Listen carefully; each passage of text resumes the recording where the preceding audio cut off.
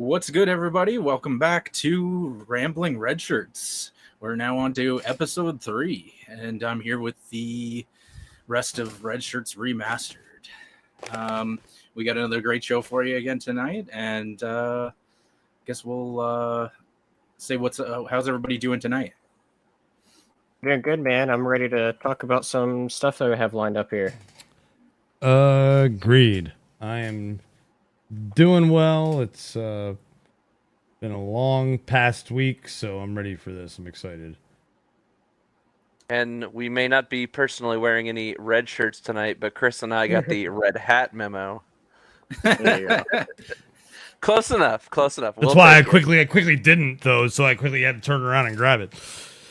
Hey, it's all good. It's all good. Welcome to a new episode of Rambling Red Hats. Rambling Red Hats. That's a different podcast. That's on our OnlyFans channel. I mean, no, that's What? our What was new that? What was that, that's our new $5 deal a with month? $5 $5 a month. No, I'm just kidding. Wow. But yeah, I guess as always, we'll start off with our picks of the week. Picks of the week. Well. Let's introduce ourselves, our names. I mean, Oh yeah, fair enough. I guess I'm jumping ahead of myself. Yeah. Who are you? Well, I already Exactly. said that. Oh, right. I go by the name of Geo the Sage. If you're not familiar. Who wants to go next? Don't everybody speak up at once. Hey guys, I'm Patrick, also known as Gannon 136. I'm the wacky, crazy arm guy tonight. Wacky waving inflatable arm flailing tube man. Help us all. Okay. Help And us all. I'm Spencer, the creator of the Dingus Den. Whoa, what's in that dingus den? Oh, all sorts of things. You just have to wait and find out. Chris. And I am Chris. I am I was a green fella and a pirate knight. And now I'm a red shirt and I do die a lot in games, so it's fitting. Yes, You know, we've been having some good times on the gaming streams. If you guys are not cluing, or what's the word I'm looking for here? If you're not tuning into those, definitely check them out. We were playing some Star Siege Dead Zone, which we might talk about a little bit later. But it's been fitting the theme recently because most of the gaming streams we've been happening to doing have been space themed games, which fits in with the Red Shirts theme, which is not entirely intentional. We'll play other stuff at some point as well, but it's been kind of a nice little tie-in to the Red Shirt theme. You know, I didn't even think about that because I was thinking about tomorrow. I'm like, look, we really need, we need days is really all we need for the streaming side of it, and like I'll stream tomorrow. I'll stream some. I do have to finish Star Trek Resurgence, and I was like, Ooh. it's like space theme and Star Trek theme, and that was it was kind of a coincidence, but in the same sense, it's like that's one of the things that we have in common is enjoying stuff like that. So yes.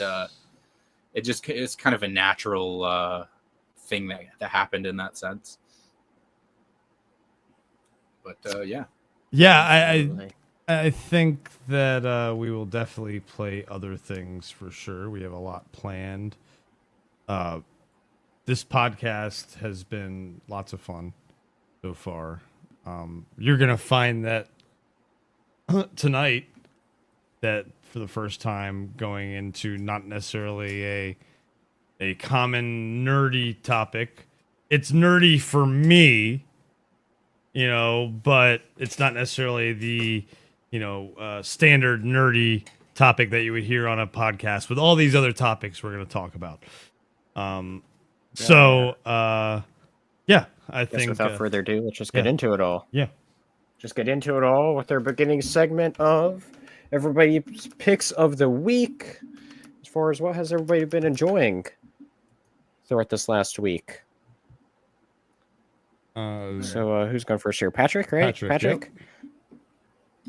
What's your pick of the week, Patrick?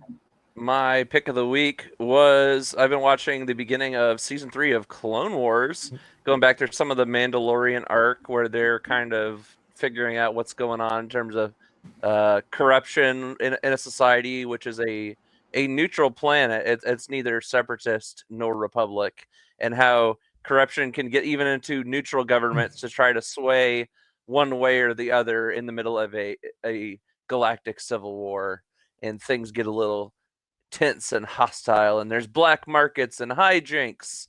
And I won't spoil it for you if you haven't seen it by this point. It's really good, wholesome quality content, especially if you really dig a lot of the Mandalorian stuff going on right now, because it all kind of feeds into that. And we're getting also ready for Ahsoka later, but we'll talk about that later coming up. Now, is that you said you were rewatching it, or is this your first time? Oh, this is like my 5th or 6th rewatch of the whole show. Now, I'm doing the chronological rewatch. I'm trying to. There's no way I'm gonna be able to watch everything on time before Ahsoka comes out. But I was really trying to hit like the main stuff going along, trying to get where Ahsoka's big heavy hitters are at. Absolutely. Trying to rewatch everything because I normally try to rewatch everything at least once a year. Now, everything straight through. Have you noticed anything different this time around watching it? Any new takeaways?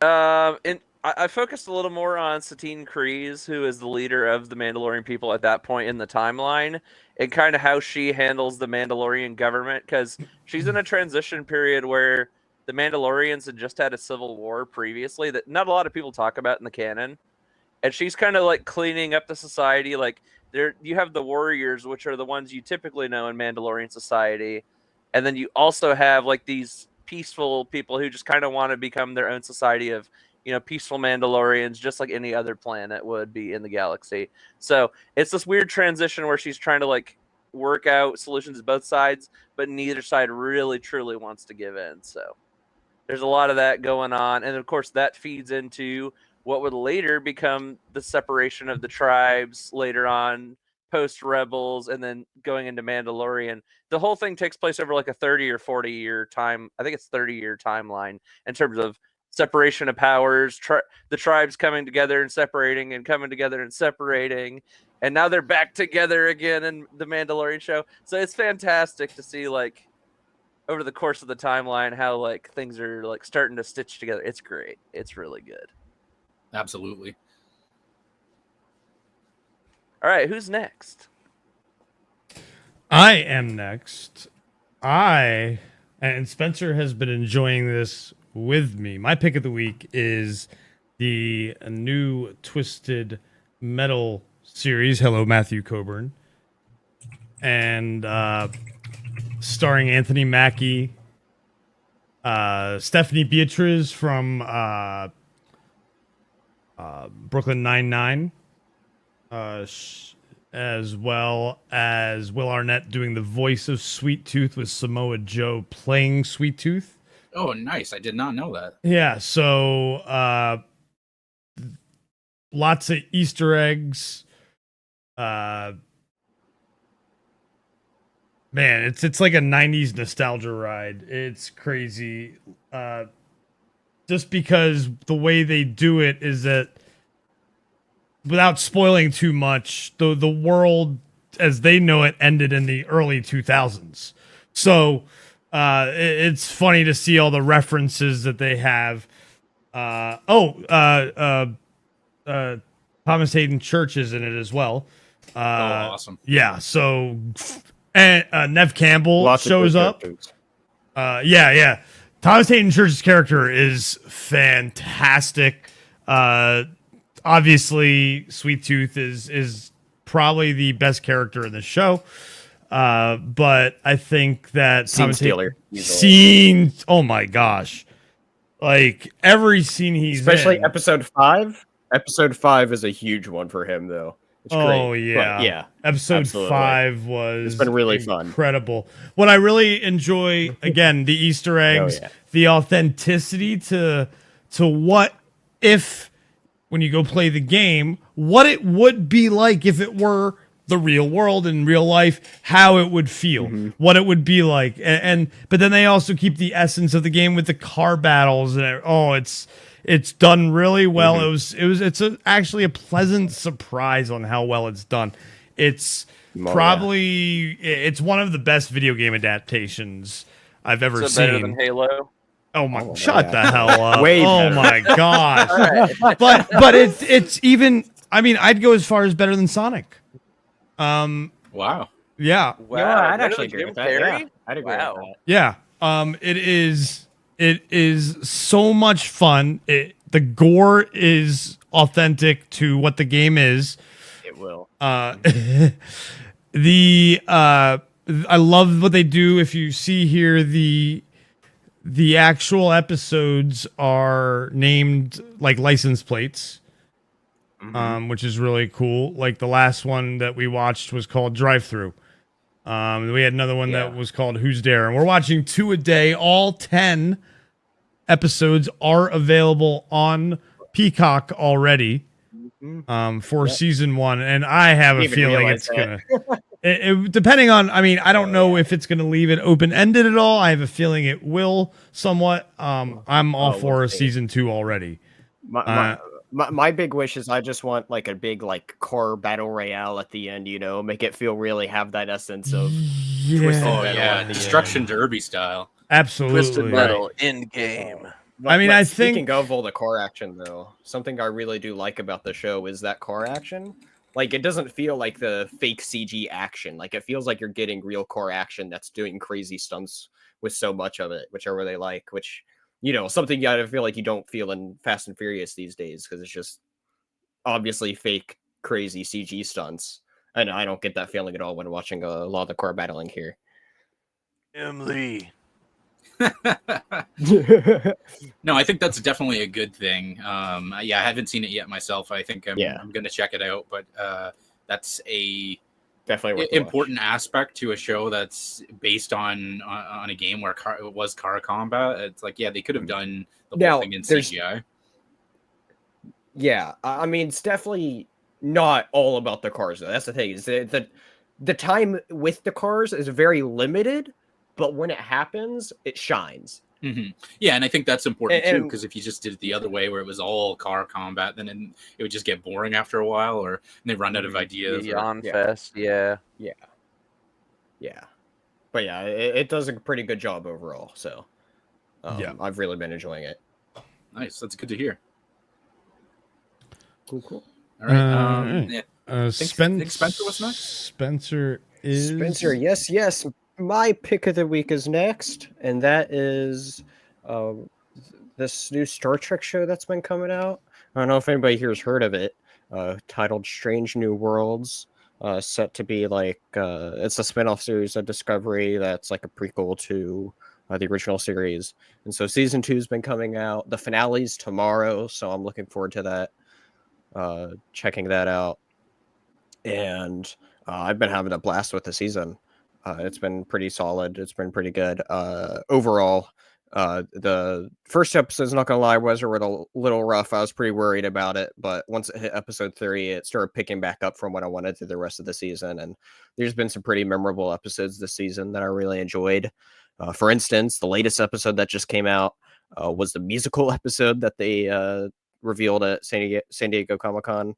And so it was really fun having this Star Trek episode where they the whole reason why it was a musical was built into the plot, so it didn't just start out as a musical, but there's like a whole Star Trek reason as to why everything turned into a musical and how they had to resolve it. It was a lot of fun. And man, there's some bits I'd love to talk about it, but I don't want to spoil it just because for somebody that doesn't typically enjoy a musical, I had a lot of fun with it just because it's so wacky seeing Star Trek as a musical. And so that was great. There's so many great musical bits. Yeah. Is it coming to Broadway? Oh, this one? jeez. Not like Captain Is it coming America to the Broadway? musical. Like Rogers the musical. Rogers the musical.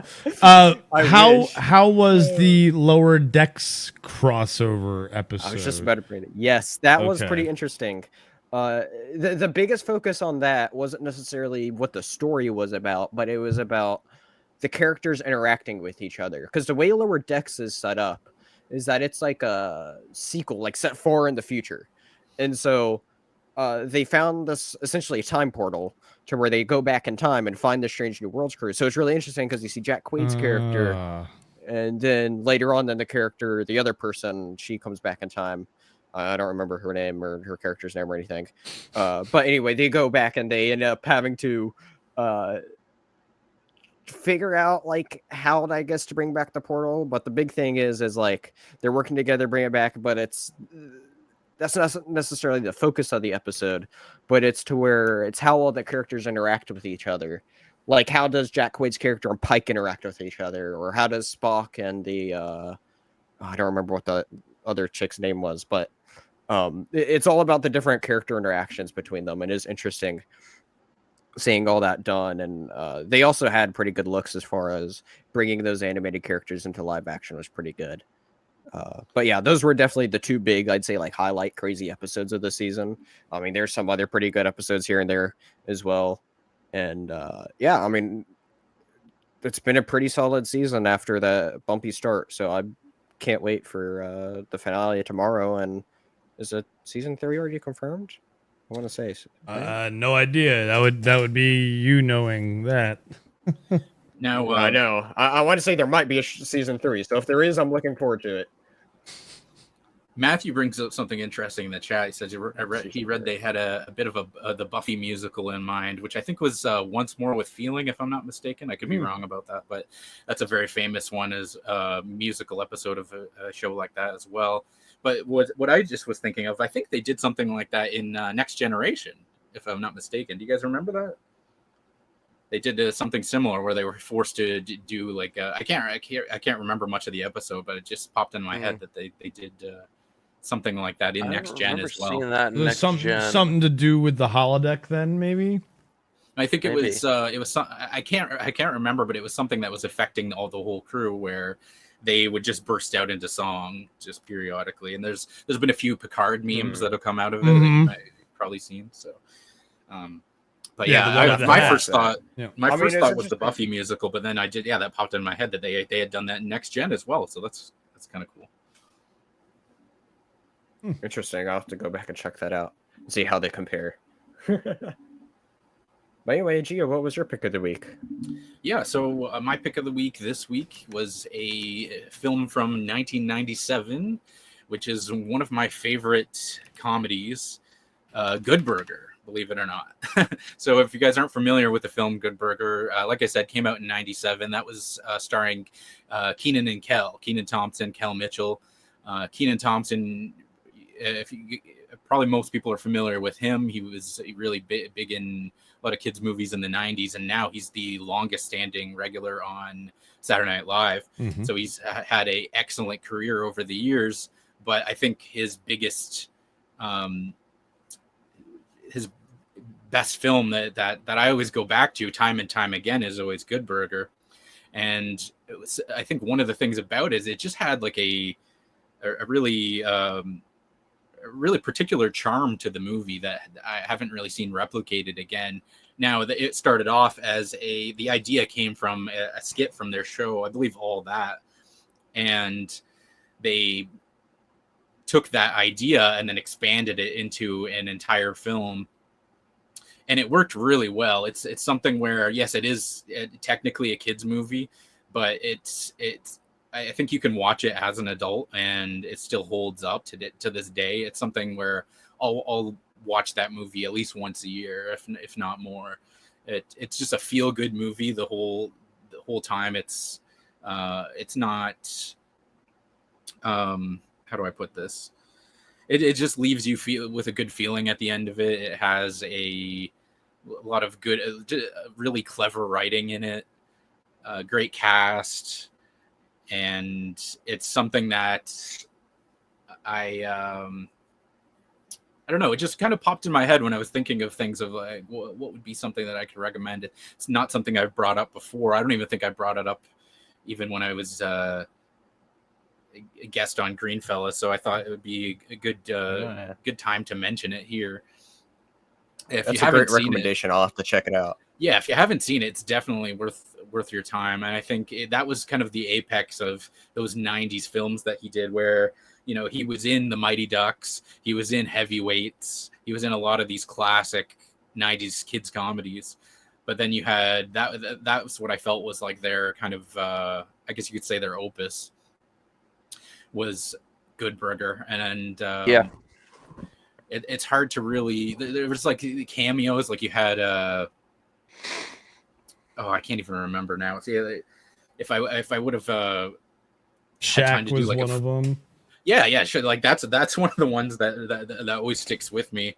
Yeah. Is the scene with Shaq where he goes to deliver him a burger, and then there's this crazy car scene to get there, and then when they finally get there, he hands him the burger, and he's like, "Little man, I asked for tomato on this burger. I don't see no tomato on this burger." And then Kel takes a slice of tomato from his shirt pocket, slaps it on the burger, and gives it to him. And then Shaq eats the burger after that. And he's like, "It's pretty good. It's pretty good." So yeah. There's these great moments, and it's just a wacky movie all around, where it's got a lot of quotable lines that I'll find myself just saying.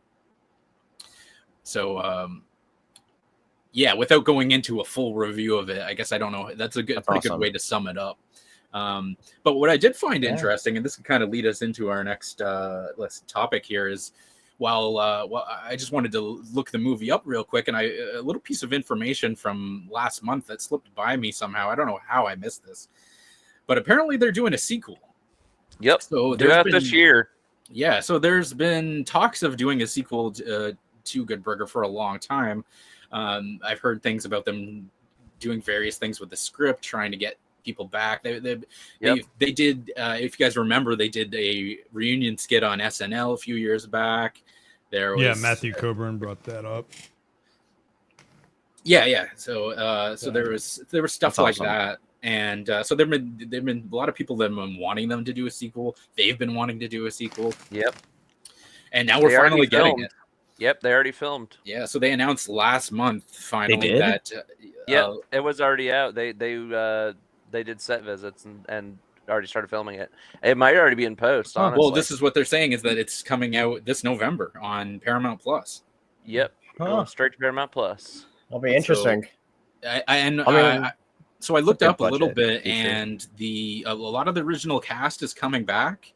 I only saw Shaq, one. Shaq. Yeah, that would be perfect, because Shaq has totally leaned into the comedy over the years, and I think it would be, maybe if they don't get Shaq, they could get someone else, like another NBA player or something. But I think Shaq would be the perfect quintessential cameo to bring back for that. But I hope he gets like a That'd be jalapeno great. burger, and he does that face like he did on Hot Ones, where he's like, yes. Just lean into the meme. Now, I didn't That's great. see, just pulling up the Wikipedia real quick, I didn't see his name mentioned, but a lot of the original cast is back. It looks like they're going to have, if you've seen the first film, the villain was a guy named Kurt Boswell, and he was the owner of a rival burger chain. Looks like in this one they're going with what I would assume was his daughter, because it says Kat Boswell, and she's the CEO of what's called Megacorp. So it looks like they're bringing. That's what I would have to assume, is that it's his daughter. Yeah. It'd be interesting to see as well what they could include with how, like, I guess fast food times have changed, now since then. Yeah, and so it could be interesting. From what I've read, it seems like the plot revolves around Dexter being a inventor, and something about him having like a failed invention that causes him to have to go back and work at Good Burger after all these years. So it'll kind of be a reunion in the sense of what have they been doing all these years, what changes have happened. So there's going to be some obvious omissions from the cast. I think the biggest person who's missing is one of the. Well, they did get the writer duo that did the first one, but one of the big Dan Schneider is not going to be a part of this one, which is unfortunate. Good. but I heard there was some controversy, which we won't get into. Oh, but, there's big Nickelodeon controversy around that. Yeah, I wasn't aware of any of that, so I just Yeah. all I know is that. But anyway, yeah, we don't really need to Yeah. get into the drama of Yeah. it. That's not. Yeah. What My we do here, girlfriend and I talk about that all the time. But yeah, I wasn't aware of that. I only hope is that it doesn't impact how this movie does. But that being said, the fact that there is quite the original writers, a lot of the original cast, it leads me to believe that this could still be a really good sequel, and I'm gonna have my hopes up for that. I really want this to do well. I was such a big fan of the first one. So yeah, I don't know if you guys had any additional thoughts on that. Sorry, I kind of went on for a little bit there. No, you're all good. I know. I'm just really excited to see all the cameos, and I already know of one I'm really excited about, actually. Oh, what's that? Al Roker from the Today Show is going to be in the sequel. Interesting. Yeah, he did a set visit, and they were like, "Yo, dude, you want to be in the movie? We'll throw you some lines." That's awesome. And I guess they built a burger car for this movie. They're gonna drive around in a burger like SpongeBob style. And so I guess they like took him out on a quick ride around the set, like in the burger mobile. Is that what you said? Yeah. Oh, that's awesome. I don't know if he's gonna be in the car in the movie, but they were just like showing him the car while they were filming. So that's great, because what that means is that the Good Burger car, the Burger Mobile, is going to be in the movie. That's awesome. Yes. And that was a cool little. It wasn't really overly needed in the plot, but it was one of those things that just added to the immersion, I guess you could say, of it being like, because the entire movie, it's a fake fictional burger joint. Obviously, their competitors fictional, so they kind of had to build a whole new world there, and that was a key part of that, I think. So I'm happy to hear that that's going to be back. Yeah, and it's interesting to see, like, from what I did see of the production, like it's cool what, like, hair and makeup department can do to Keenan and Kel all these years later. And like, dude, it's scary, like, how much they haven't really changed all that much. Like, they both aged really well. Yeah, absolutely. And when they did the SNL skit, I had the same thought then, and it's been a few years since then. It's like, whoa, it's been over 20 years and they still look the same. Yeah, that's one of the benefits like of when they started really young, never right? Ages. Yeah, but in this case, they were child actors, right? So they were child actors, like teenagers, I think, when they were filming that first movie. Yeah, and now they're like in their early 40s. Yeah, so I think that's what makes this, like, crazy. They have to do a sequel now. If they wait too much longer, then it's like, then you're gonna have these. Then they're gonna be like Otis in the first situation, film. Where it's like, oh my gosh, your Star Wars original trilogy actors, they're all 70-something now. Which that's what something happened? I didn't check. Let me take a quick look here. How old is Keenan now? I don't remember how old he is. I'm not sure. I was just going to mention, because Abe Vigoda was in the first one, and then obviously he passed away in it looks like 2016. So that's one person that that's going to be noticeably noticed. Now is Gabriel Iglesias going to be in there? Do you know? Was he in the first one? I don't remember him. Because he was in All That. Oh, I see what you're saying. He might have been in some of those All That sketches. So I'm wondering if they got him for the sequel movie. That would be kind of cool because he's such a high profile dude now, and he was on All That with them way back in the day. I was like, dude, if anybody'd be down to do it, I think he would be definitely down to do a quick cameo. Yeah, that's another important point that you bring up is that there's things that they could do in this movie that they might have forgot or didn't have the time to do or just couldn't fit into the first movie that were from the original sketches. So, or even from like original drafts, like if they had a really cool idea they never used in the first movie, like, hey, let's pull that and bring that. That was a cool idea. Let's bring that to the sequel. And I think that's how this movie started. If I remember what I read, they had the idea sitting for a little while, drafts, and then it was something that they had the idea sitting, and then they finally decided, okay, let's pull this up and use it. It was on a dusty shelf at Nickelodeon, and then because here lately I've noticed Paramount Plus has been like really trying to revive a bunch of those 90s and 2000s Nickelodeon brands. Like they brought iCarly back. They're doing the Good Burger 2 movie now. They just, I don't know if you guys have seen, they got Zoe 102, which is the sequel to Zoe 101. So yeah, they're reviving all these franchises. And I bet you they would have done like a Drake and Josh 2 if Drake Bell wasn't getting in so much trouble. Oh my gosh. Yeah, That's a story for a different day.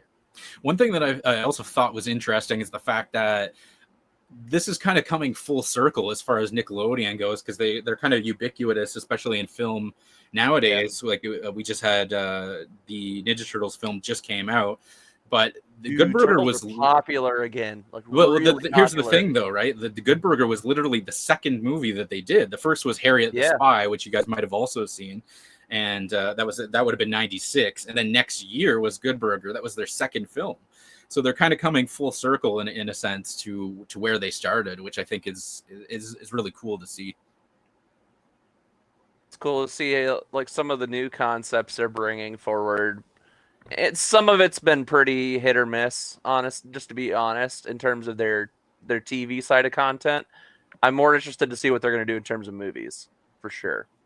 Oh yeah, one other thing I want to mention. I just pulled up the Wikipedia so I could remember some of the cameos. George Clinton was one of the best cameos in the first one, where they're in the scene where they're in the insane asylum, and he shows up there, and then they break out into dance and song and dance. So that was a cameo. Another musical coming to Broadway, Insane Asylum, the musical. Well, it ties into the plot, at least in that one, but yeah, that was something where a lot of people, like myself, wasn't even entirely aware who it was at the time, and then looking back now, it's great. It's like, oh man, and they played one of his songs, and yeah. So yeah, Knee Deep, I think, was the song that they played. Lots of stuff in that, for sure.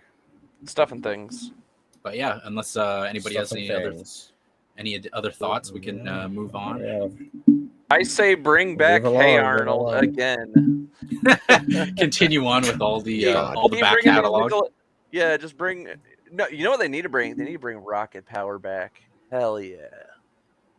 That would be awesome. Because there's a lot of cool Nickelodeon brands that definitely need a revival for sure. Well, may be true, but you know what's coming out, Patrick? That you're really excited for? What's coming out, Spencer? You know exactly what we're all looking forward to. What is it? Yeah, I think we all are.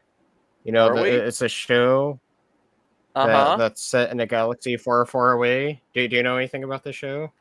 Yeah, Mandalorian season 4. I'm just kidding. Wait. Hold on. Let me break it to everybody. It's Ahsoka. Oh my gosh. Whoa! Dun dun dun dun! That's a thing. It's coming out 2 weeks from today. Wow, it's quicker than I realized. It snuck up on us. I mean, I think it was like 2 months ago. We were like, "It's so close! It's so close!" And then like we got to the first week of August, everybody's like, "Holy crap! It's like 2 weeks away." Yeah. So what have they been? What's the latest on Ahsoka then? So they've been putting out a lot of TV shows and spots pretty much the last week or so. So they're starting the really big advertising push. They've put out character posters. So if you go on the Star Wars social media pages, you guys can go download free posters on there. They got a really cool Ahsoka poses. Wow. They got Ray Stevenson, rest in peace. They got his Balin skull poster up there. It looks badass as hell.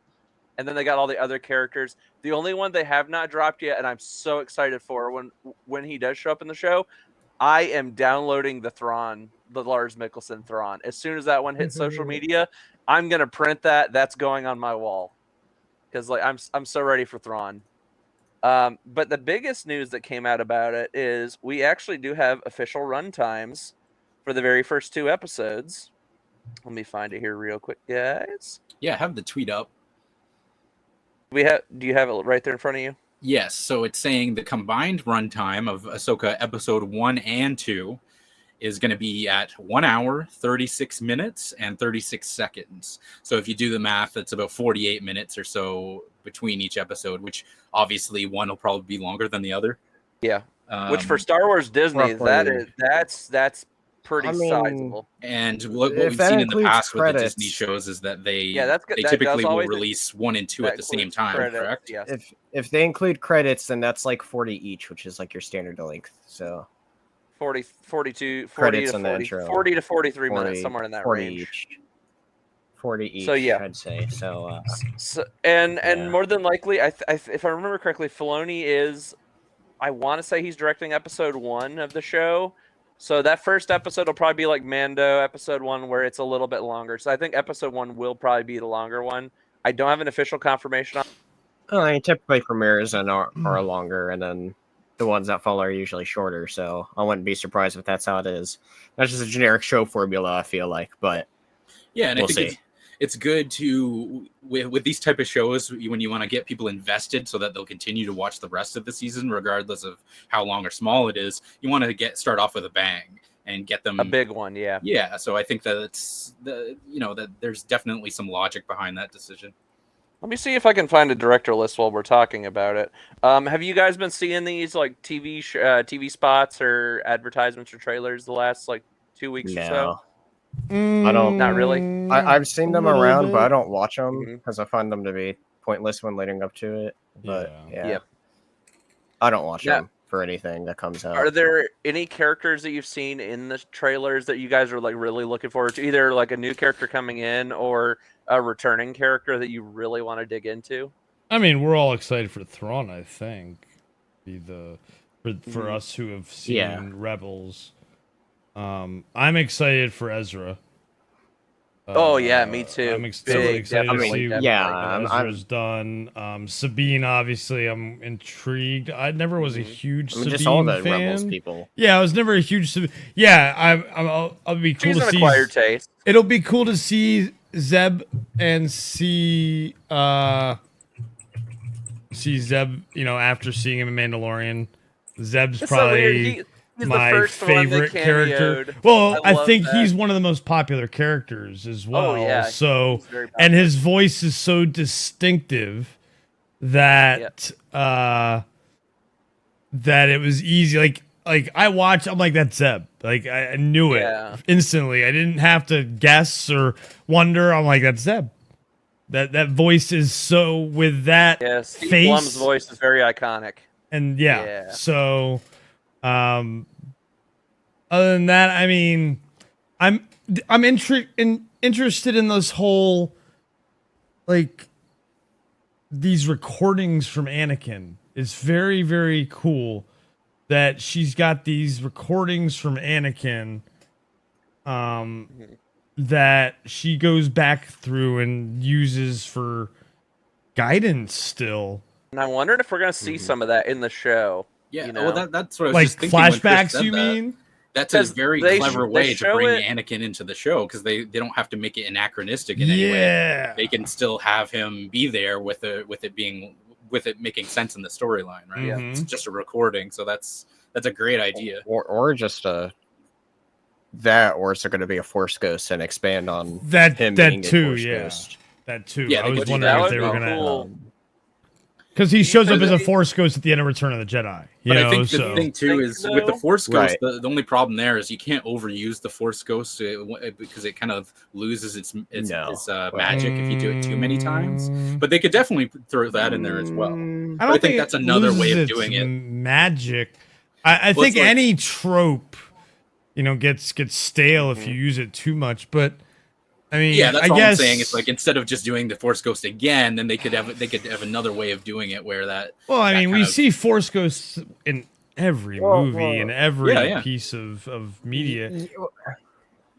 Well, yeah, I mean the lore has it to where like even in the like novels and comics that ties in all into the original trilogy, it's like they still have it to where like Luke Skywalker did communicate with Obi-Wan several other times than what you see off screen. Yeah, and that or makes on sense. screen. And so it is a known thing to where they do constantly communicate, and I don't think they'd overuse it at all. I mean, for me, I'd only see him popping up like 2 times at most. But As we'll a see. Force Ghost, I I'm looking say forward to it. towards the end, I could see him like because we're gonna see the world between worlds, right? Most likely. It seems like from what we're hearing in the leaks, Possible. they're gonna do some sort of tie-in, even if not directly. They're gonna do something involving that side of the canon. Yes, it's gonna tie back into Rebels. Maybe explain a little bit more, like how things kind of came to be. Because in Rebels, they left it kind of open and vague, and that's always. But if we know anything about Filoni, he loves to be open and vague because that means he can just keep making more stories out of that.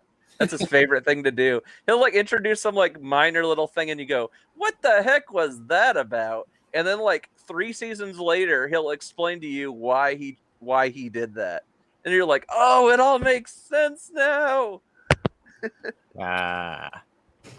Like the space whales.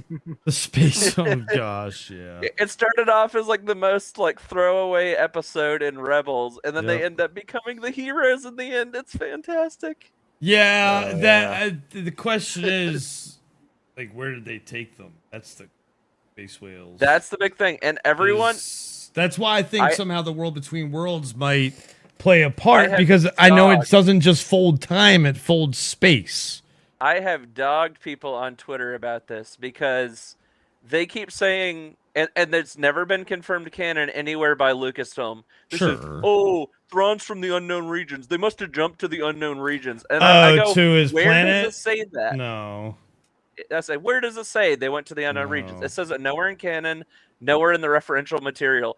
But it just keeps getting tossed around on social media. No, Everyone they just never assumes said unknown regions. They said never said that. They said it's go unknown away. where he go where away. he went. It's unknown where he went. And so they automatically assume unknown region. Yeah, and I brought it up. I was like, it could be I'm not saying it couldn't be. It definitely could. But it could be that. It could be wild space. They could have gone to the deep inner core of the galaxy. No one would think to look in the middle of the galaxy. Where everyone would expect them. Or like you guys said, maybe they did jump into the world between worlds. That would be mysterious and different. That would be something no one would guess. Like, they literally jumped outside of space and time. Like, what? Could Thrawn get in there? Like Ezra took it. Ezra would have to take him, He was bound by the space whales. They were connected, so they were connected, in that moment. Yeah. Because the space whales and their mental thing, they're Ezra has that. Yeah. You got that animal magnetism force ability. Yeah, like Rey has. Like Rey has now with the snake. Yeah. She's a Slytherin. So much excitement for us. So much excitement for Ahsoka. We're gonna have to probably do like a review series or something for it. Yeah, unfortunately, Talk I'm not about how it all be here goes for the premiere right on the day of the premiere. So well, we'll figure it all out. We'll do it that weekend. Review series coming sometime. Or just wait till the end, you mean, and review the whole thing? No, I think it'd be better to do it as we go. But you know, we'll talk about that later. Yes. Anyway. But you know, and lots of more stuff to look forward from the red shirts, including I guess this next topic, right? We've talked a lot about Ahsoka, so let's move on to another big franchise here. That goes with Marvel here. To where the director of Incredible Hulk 2 talked about plans, and he says for a sequel of the Incredible Hulk, saying like there was a whole sequel that he had planned, or that they all had planned. And he is like, well, his quote says there was like Gray Hulk, Red Hulks. There was a lot of good stuff that we were planning, and this, I mean, very, very interesting that here that we see all these different Hulks that they were already had planning, like, you know, Gray Hulk, which is how Hulk initially appeared in the comics, but since then has turned into like a smarter persona of the Hulk in the comics. Or we all think of Ross as the main Red Hulk, but we've also seen other Red Hulks. So the fact that they say, or he said Red Hulks, is very interesting, but obviously this didn't happen and they just did stupid stuff with Hulk. So yeah, and to be clear as well, for anyone who isn't aware, this would have been the third Hulk movie. The first one, I believe, was just called Hulk, and then they had the Incredible Hulk, and then this would have been the Incredible Hulk 2, which would have been the third Hulk movie. Depending on if you want to consider that first one canon or not, or like with the MCU. No, because that first one wouldn't have been, because Incredible Hulk was MCU. They just changed the actor. Yeah. Yeah, That's the a weird first one, thing. the It's Eric like, it is Bana an one, MCU was movie, a but it weird doesn't 90s. feel like one. Yeah, the Eric Bana one was like early 2000s, I think, 2003 or something like that. That sounds and that right, was yeah. not a great movie. Yeah. I rewatched that recently, and it was not good. Oh God. So Yeah, bad. I mean, something I have It rewatched was over on the last TV. year or two though was that Incredible Hulk movie, and like I think it's a pretty solid Hulk story, and I think it's the best interpretation we've gotten of Hulk on screen. And I honestly do feel like it's it's not a great Marvel movie, but I feel like it is an underrated, solid Marvel movie that just nobody talks about. And I appreciate it even more so now, saying that, oh, this is a proper Hulk we got compared to what we have on screen now, which is as somebody who didn't at first care for Hulk, but then I was gone into the comics and read more of Hulk stuff. It's something that really annoys me with Marvel of the direction they've taken Hulk. So to see at one point that they were actually doing other Hulk stuff, like with Hulk being in the center, and if they could have done more of this, maybe I mean, even if Ruffalo could have been in the center of this, it would have been fine because he'd still have a proper Hulk story, which I think would have been honestly awesome. But obviously, that's not what we got. Yeah, and he was fine as Bruce Banner, as the Hulk, but it was like more the writing direction they went in, where they went with the smart Hulk, which is kind of just destroys any kind of delving into the Hulk's character. Like once you get rid of, he's like already mastered his anger, so it's like what's left at that point, you know? Yeah. I mean, the other thing is too is I found that whole thing dumb because there's, like I said, the Gray Hulk in the comics is like a different persona of the Hulk that's smart, but then the MCU just want to take it all into their own way. So it's like, okay, I don't know. I just felt like the way the MCU did it just was completely disrespectful to the Hulk. Yeah, but I think this is one of those cases where they made a decision that was good for the filming of the movie rather than the story. Because it was probably easier for Mark Ruffalo to just be Mark Ruffalo essentially, and then CG in the Hulk parts after. Like as far as the it's probably easier to do the Smart Hulk version from a filming perspective, right? And then that was just something that obviously story wise it didn't serve as well as what they could have done, like you were saying. I mean, when I watched it at the time, I wasn't mad at it, but it's one of those things that's like I think on it and I'm like, why did they do this? They shouldn't have done this. But whatever. It is what it is. For sure. It is what it is. But yeah, very interesting. But yeah, I mean, I'm just glad at one point they were. Yeah, I'm just glad at one point there was going to be better Hulk stuff than whatever we got now, especially with that god awful She-Hulk show that happened last year. But I don't want to talk about that. Anyway, moving on from Hulk crap. What's next? Chris? Oh yeah. So this is where we're gonna take a weird little turn and talk about something sports related. But something that's a little ridiculous, if you ask me. The Baltimore Orioles are doing great this year. First place in the American League.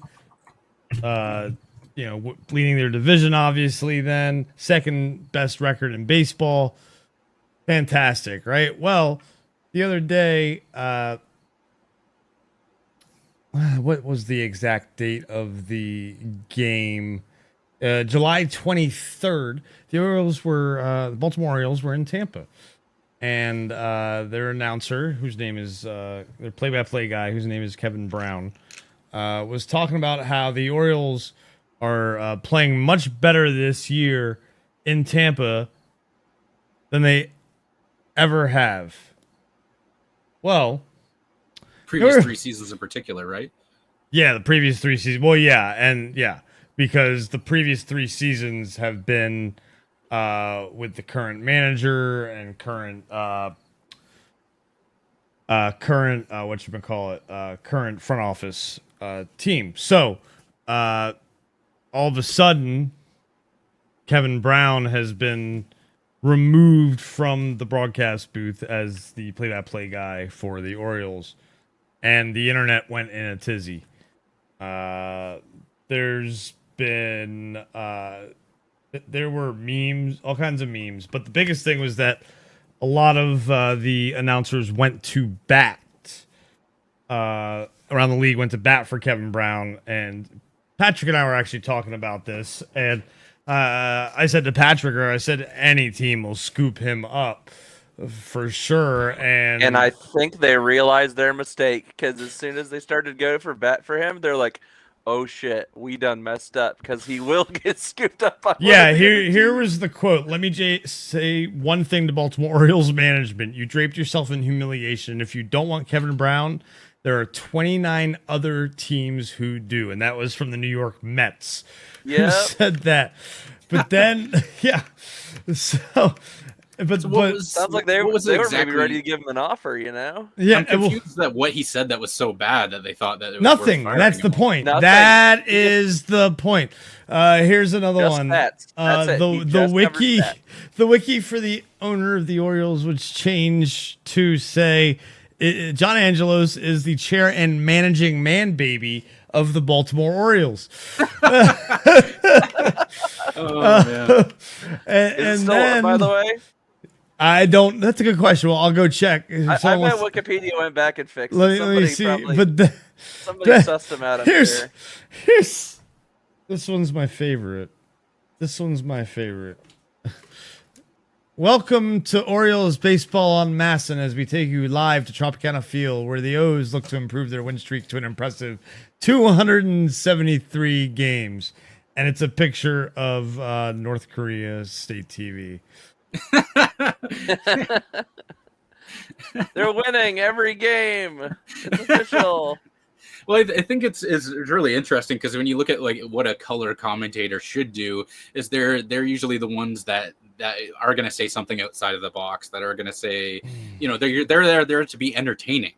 You have your main commentator that's going to literally call the plays and do that, but then your color commentators to add the color to the match. So it's like, what was the, it just, well, this was the play-by-play guy, actually. This was the play-by-play guy. This was the play-by-play guy. The color commentator, the former players, they didn't say anything like this. They're all well respected, loved, but as soon as the play-by-play guy said something, like, they were like, oh no, controversial, because it's out on the airwaves where millions of people at home can see it. Oh no, except he's only covering stats. Yeah, it's so he wasn't even dissing the O's. He was just letting the fans know they've won more games in Tampa. That's it. A sound plays in his ear, knowing that there's the graphic that is up. He's told the graphic is up, and he talks about it. You're not just going to not talk about the graphic. Either. Yeah, you're not just going to not talk about the graphic. The production team that made the graphic that he covered, which got him fired. Well, so they didn't get fired or anything. Yeah, what about? It's like Anchorman. It's like Anchorman, where he just reads off the teleprompter and then he gets in trouble for it. Yes. Go fuck yourself, San Diego. Which is, it's interesting that we're getting to that point. I feel like this might be a totally different situation, but I noticed that ESPN recently fired Jeff Van Gundy. A lot of people, but a lot of layoffs. Yeah. Now, one thing that I noticed in particular with Jeff was he was usually a vocal person when he was doing commentary. He would constantly mention things he wasn't happy with as far as the reffing was concerned in the NBA. And, this could be a coincidence. I don't know, but I just did find that interesting that he was critical and then he got fired as well. So I don't know if that was related. That could be a completely different situation, but that's what it reminded me of immediately.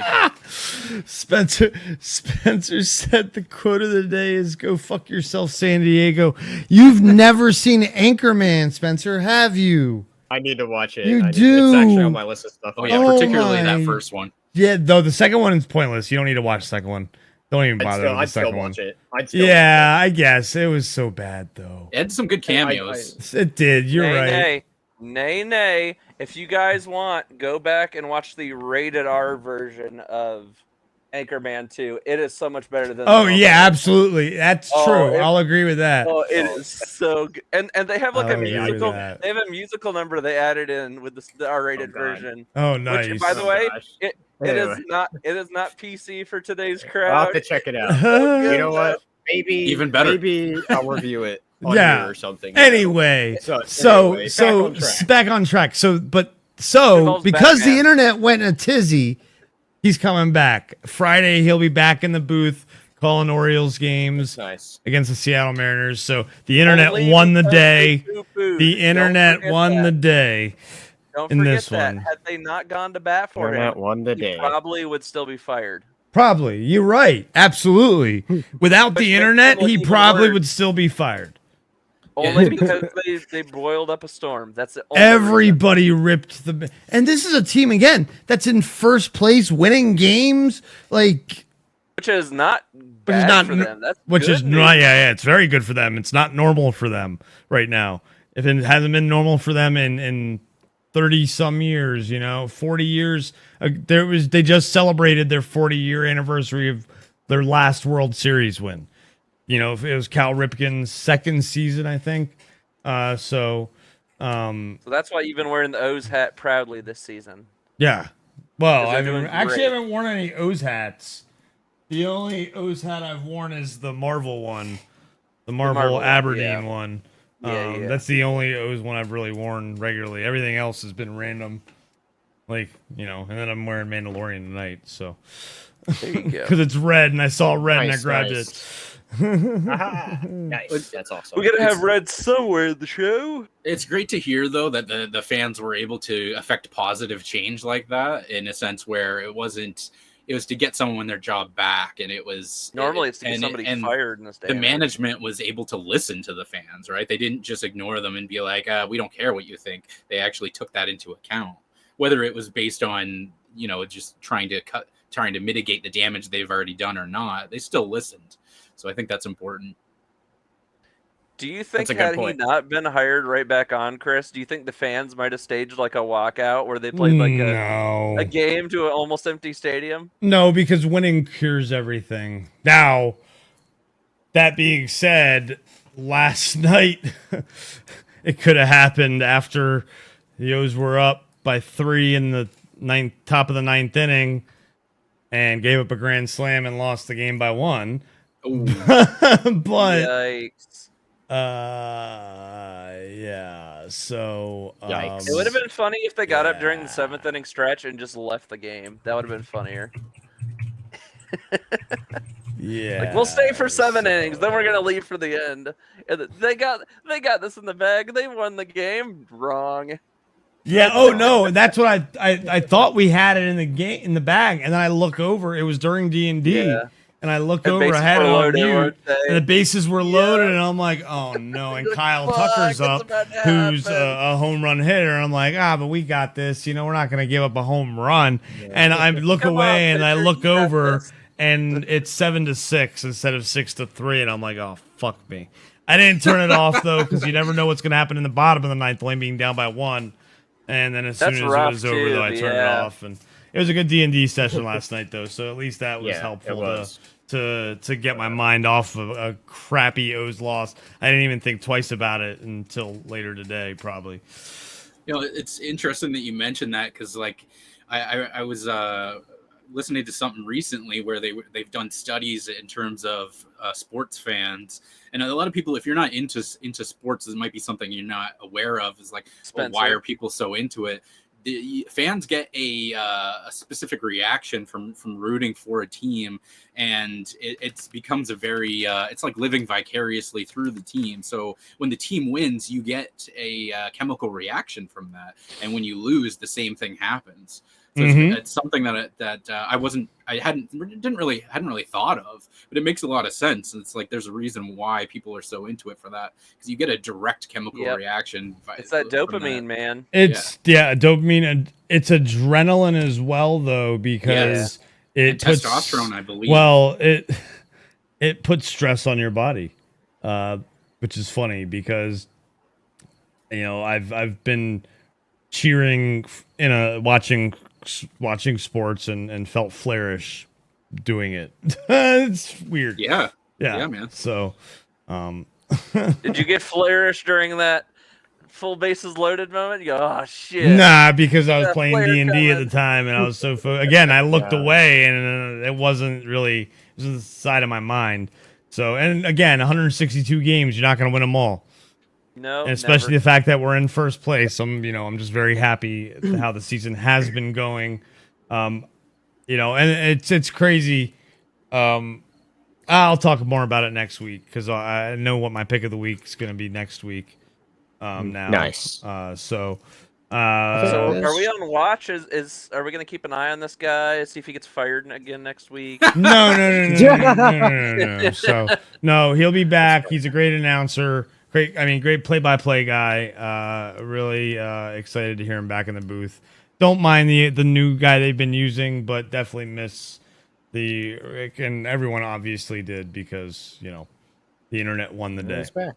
So I can't know wait what for else the the next internet- headline to be O's win in Tampa again. what else did the You know what the internet wants? You know what the internet yeah has been wanting? yeah let And here it might actually be Let's- happening. This is what might be happening. Zuck Oh Sometimes the dear. internet can be versus good. Musk. Fight will be Zuck v. live Musk. streamed on X. All proceeds will go to proceeds. charity. Yes. You know we're gonna Man. have to make an event. I never cared for this at all, like any sort of fights like this, but like I This This is one's what a I do different wanna level of see. stakes. this It's one. This is two different. 50-year-old 50-some-year-old dudes going at it. You're Goliaths of the tech Like, world, though. yeah. Right? The only thing he's- that could make this better is if they raise Late raise 40s, Steve early Jobs from the 50s. grave. How Join the old fight. are they? Hold on. So Elon Musk, I think, is 51. Zuckerberg's got an age Zucker's pretty advantage young on him by still. like 8 or 9 yeah. years. Yeah, Zuck is in his like early 40s. Yeah. He's 42. He's not even. Zuck How old is, is he? no, he's only 39. Yeah, that's what I thought. Wow. Because I heard someone talking And about he's this in recently. shape too. He's in shape now. Yeah, no, this is something a lot of people Yeah. don't know about, or I didn't know about Mark Zuckerberg, is that he actually does train in martial He arts. does, so yes. Yeah. He's not a Go scrub. check Musk's butt. Yeah, Elon Musk just turned 52. He's a Cancer like myself. His birthday is 4 days after mine. And there was some, I don't know if you guys saw this as well. There was some pictures that Lex Friedman posted about him training with Elon Musk. So he's been training as well. So they both got, Someone wants to great. someone to with find somebody. one I of don't remember those who. for us. I remember Pictures. Zuck was training with somebody as well. Yeah, let but me look I it don't up remember real who. quick. Thank you. Zuck training. I think it was on Lex Friedman's X page. Use the bathroom, BRB. All right, let me see here. Oh, he's got a So- video on here. He's got like a 13-minute video. I didn't see that. I just saw a few pictures. Maybe it was screenshots of this video that I saw. Mm-hmm. Now, Let me this see is here. definitely going to be a Oh, pay-per-view. this is For there's sure, a picture here. pay-per-view. Will you guys pay No, into that's this not pay-per-view for charity to watch The- Zuck Here. versus Musk? And will it? You know, what'd be even better is if they can get what's his name? Oh my god, who's the guy that does the UFC fights? That's Oh, got here the we go. podcast. Joe Rogan. If they can get Joe Rogan to do the commentary for the fight, dude, this is gonna be the most epic fight on the internet. It could be pretty entertaining.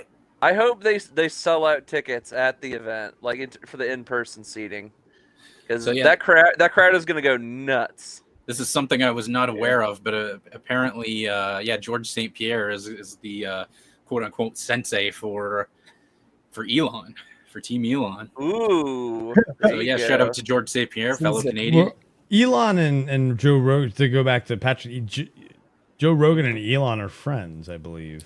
Yeah, because on Joe The that one podcast episode, Joe got Rogan him did to the podcast smoke where he weed. made us smoke Yeah, that weed. was a big Gotta controversy smoke for some weed, reason. yeah. I don't know Elon how. even Oh my God, weed. Elon even admits that was probably bad PR. All these years later, he's like, "Yeah, that one's kind of stuck with me over the years. Like everyone brings up. Remember that time you smoked weed on Joe Rogan? Whatever. Weed's so legal now everywhere. It's Who for the cares? most part. Who Who cares? cares? Who cares? It's been legal But here yeah, for years. I Yeah. hope Joe Rogan does the commentary for the fight. That could be really entertaining. That would be cool though. Yeah, I I just agree. I just want to see this. I just want to see it happen. Period. I don't Are care there who does any- anything with them too in the ring. I just want to see it. Yeah. See him go at it. Okay. And I want to see like Dana White and What? Here we go. I want to Here see we like go. all like the WWE, AEW, and UFC guys, MMA guys, all the CEOs come together and just shake hands just for one night. Like, yeah, we're here to enjoy this together. Oh my. See Triple H shaking hands with people. That'd be great. How many people? I mean, look at these pictures. They could be staged, man. Elon Musk has so much money. It's like, hey, man. Are you kidding me? They're both rich. Yeah, but you're really gonna compare how rich Elon Musk is compared to Lex Friedman? Not Lex Friedman. I'm talking about just. Oh between him no, and no, Zuck. no, no, no, no, You no! can Look find at him the and Zuck. look at the no, dude. Yeah, look at the just, pictures that GOG. Come on, man, get with the program here. I don't have it. I don't have it on screen. I'm looking at video. Sorry, on my end. Look at Okay, your yeah, so phone. I just, your phone, man. Use your phone. It's in Discord, man. Sorry, I was live posting. Discord, man. Well, whoa. But My yeah, and you've got voice. it on stream there, Chris. Yes. Oh yeah. Yeah, Like so the it's pictures. basically there's Look at it, like man. I said, Lex Friedman posted this on his I know. Twitter page I of him know. training with Elon, and then in the picture for anybody listening, it's it shows basically it looks like a he's doing like almost a hip toss on him in the one picture Yeah. mid throw, and so Lex Friedman's in midair. So it looks really good in the picture. Sure. I didn't watch, like I said, there's a 13-minute video on his page. I haven't watched that yet. I On wasn't aware Lex's of that. page. Yes. Okay. So okay. I don't know well. what that shows. Okay. Can we Yeah. mute the audio and then put Yeah, that like absolutely. the training Red Shirts music React. behind Here it? it is. Like the what do they call it? Like the Rambo training music? Oh, this is including. Okay.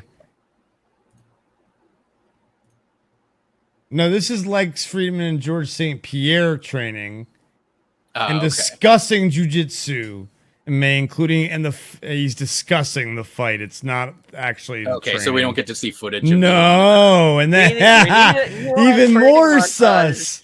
Even more sus. Montage. Even more Dude. sus. I'll find it funny like if right before the fight like Elon releases like a 5-minute like training montage. I want you guys Just to to, like- discuss this. I have to go. I wonder if they've already recorded something and they're like they're waiting to post it right before the fight so they can sell more tickets. You know what's even funnier is They're if they got a gonna camera crew, a camera crew for both of them.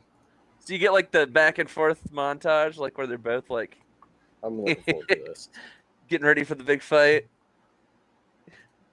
Yeah. Now, me personally, like I am a fight fan. I do watch UFC. I watch some boxing, things like that. Yeah. I'm not. I don't follow it super closely, but I'm a fan.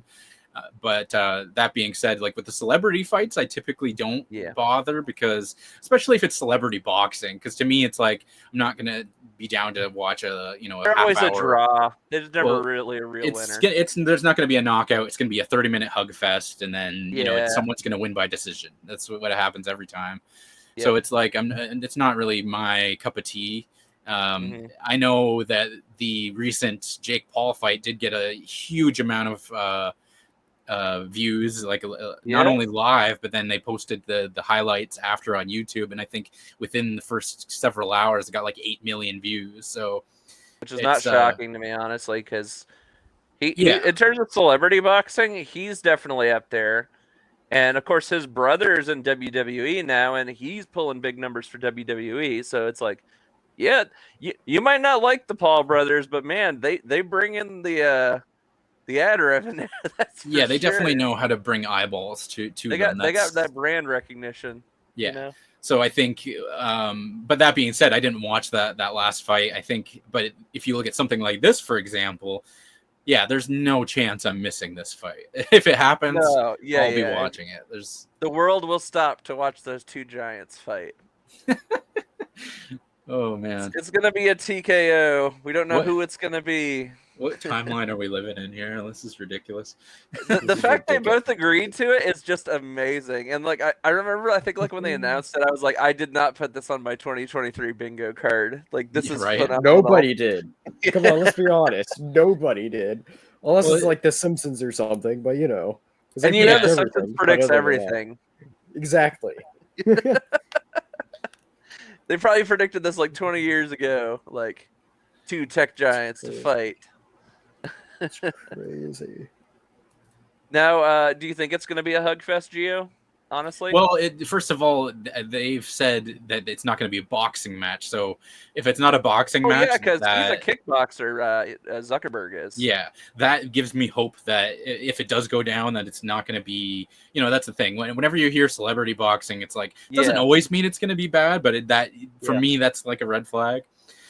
So if it's an actual MMA bout, then Sounds that's more gonna like be- MMA or Yes. UFC, something closer to that. That's why I Yeah. was kind of hoping maybe they do get Joe Rogan involved somehow.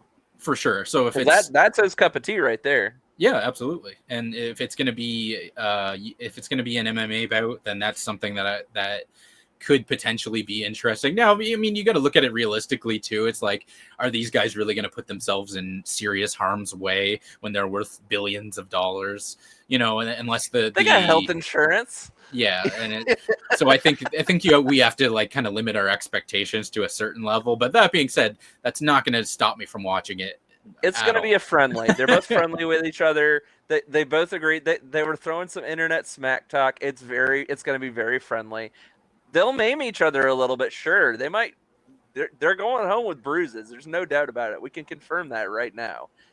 They're going home bruised and battered, one way or another. But There's at the always end a of the match, chance. they're gonna shake hands. It's gonna happen. This is all for charity. So Yeah, exactly right. But I mean, there is that small chance that their anger kind of takes over and they get a little, rougher than they intended. Nah, they might get a little But- rough, but I don't think it's gonna be out of anger. It'll be out of just they know there's gonna be eyeballs watching. Yeah, they want to give the people something, right? They want to put on a show like the wrestlers do. That's yeah.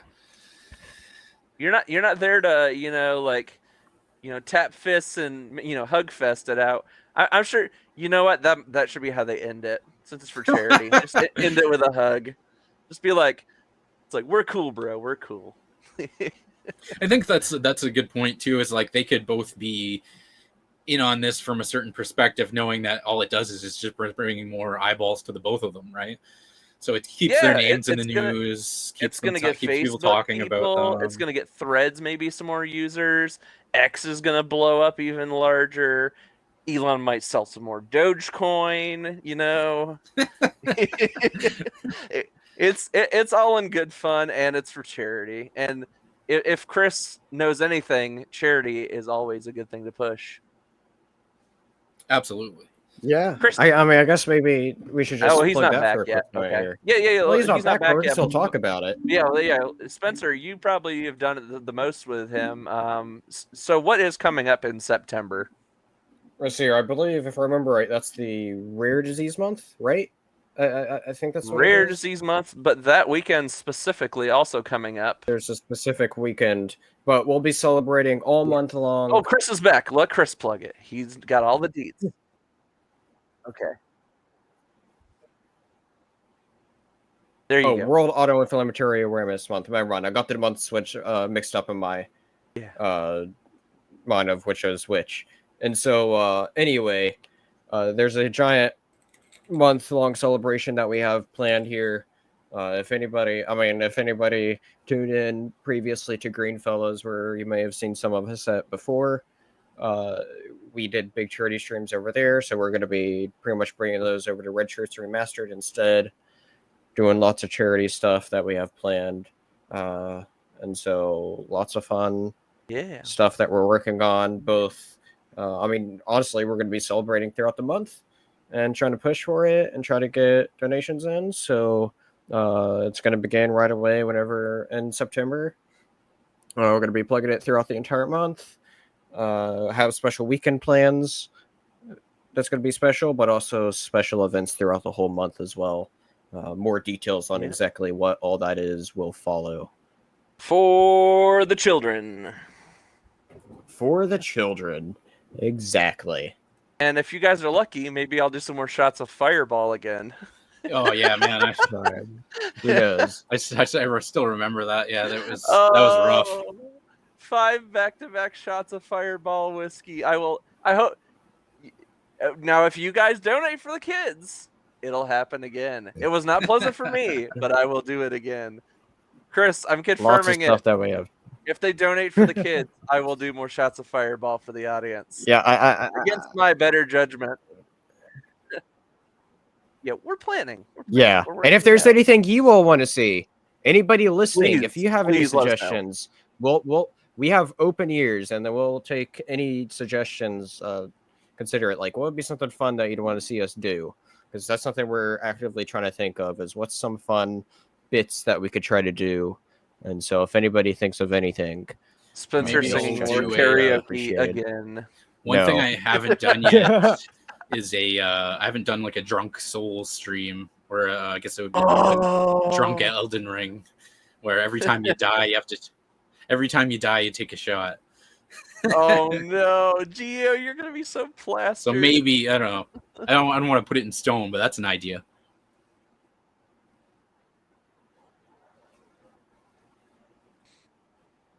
Ooh.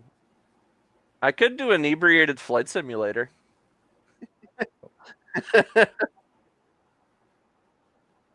I'll be like trying to land a plane. It's like I'm in turbulence in the game, but I'm also in turbulence in my head at the same time.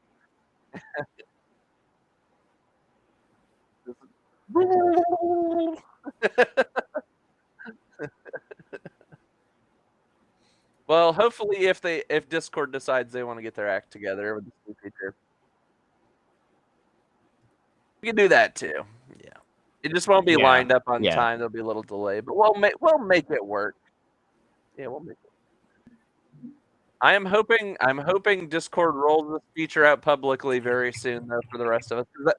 That will simplify things 10 times over. So.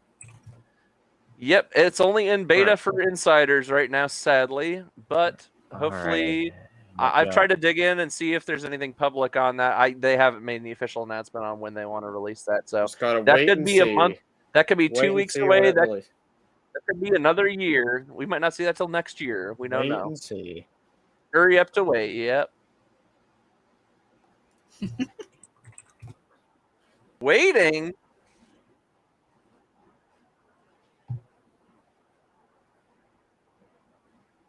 Yeah, wow. I won't say I was so excited for it, but I mean, I was definitely looking forward to. There's all these rumors about one of the biggest games on the PS3/3 Xbox 360 era was Red Dead Redemption, right? So big that it got a massive sequel, right? But that first game was a big success, and there's been all these rumors that they could do like a big like remaster of sorts for the game, and so there's been like rumors for like at least over the past year of some sort of big remake coming, right? And so with me, somebody that's been wanting to play through that first one sometime, and or the second one. They don't have a version for the newer consoles, correct? We'll get to backwards compatibility. Okay, we'll get to that in a moment. And so anyway, with these rumors of a remaster, I was really looking forward to a full-on remaster, right? Especially with so many companies doing overall solid remasters of like touching up bits for different games, right? And so that was something I was looking forward to. However, has gotten announced that Rockstar is there is something new coming with Red Dead. Well, not really new. The new thing is that the original version, it's not a remake or remaster of any sorts. It's instead just going to be a port that is then going to go on to PS4, PlayStation 5, and Switch. And so it's so dumb. If you, in my opinion, it's just like having this big Yep. remaster that people were really wanting, and they're like, you know what? No, they're not going to remaster anything like that. But what we're going to do is we're going to give you this just a straight up port, so at least PlayStation and Switch can play it. Which okay, but still, it's not what the people were wanting, and people have been crying about that for years. And I think the reason why they went this route is because of the that GTA trilogy fiasco that they did, of where they did a terrible job of remasters for the GTA, for those big three older GTA games, right? Because it's San Andreas 3 and Vice City, right? And those honestly would be the three I'd like to play. So seeing that, I was like, oh, cool. Having some remaster of those would be awesome. And then they did a god awful job. And so because they did an awful job and nobody bought it, they think people don't want remasters of their big games. And so instead, they piss off people even more to give people now ports. So it's like, really, Rockstar? What the fuck are you doing? So are they just giving a middle finger to the audience, you think? Well, the other thing too is they were taking down, if I'm not mistaken, they were taking down fan-made mods and remasters. So there was someone who was working on there was someone who had done a homemade remaster essentially with mods, and it was better than their version, at least according to the people that I heard. And they were sending them cease and desists to get that taken down so people would buy their version, which was evidently inferior. Which is such a joke. And I think, just the whole situation. Yeah, just this whole situation pisses me off. But go on, Gio. No, I was just going to say, I think, to my understanding, the only way to play the first Red Dead Redemption was if you have like a series console. Of course, you can play the Xbox 360 one. I don't know if there was an option for PlayStation because they don't have backwards compatibility. No, that's the thing, and that's why they're doing a port. Maybe streaming, but I don't think so. And of course, Switch obviously didn't have it at all. So. Yeah, and so that's why they're now doing a port and they're not doing the port for Xbox at all because they don't need to. Yeah, because it was already in the store. It's already on the store digital and much cheaper. That's the other much thing. cheaper. It's like the other big $20 for that. And to make it even better, price.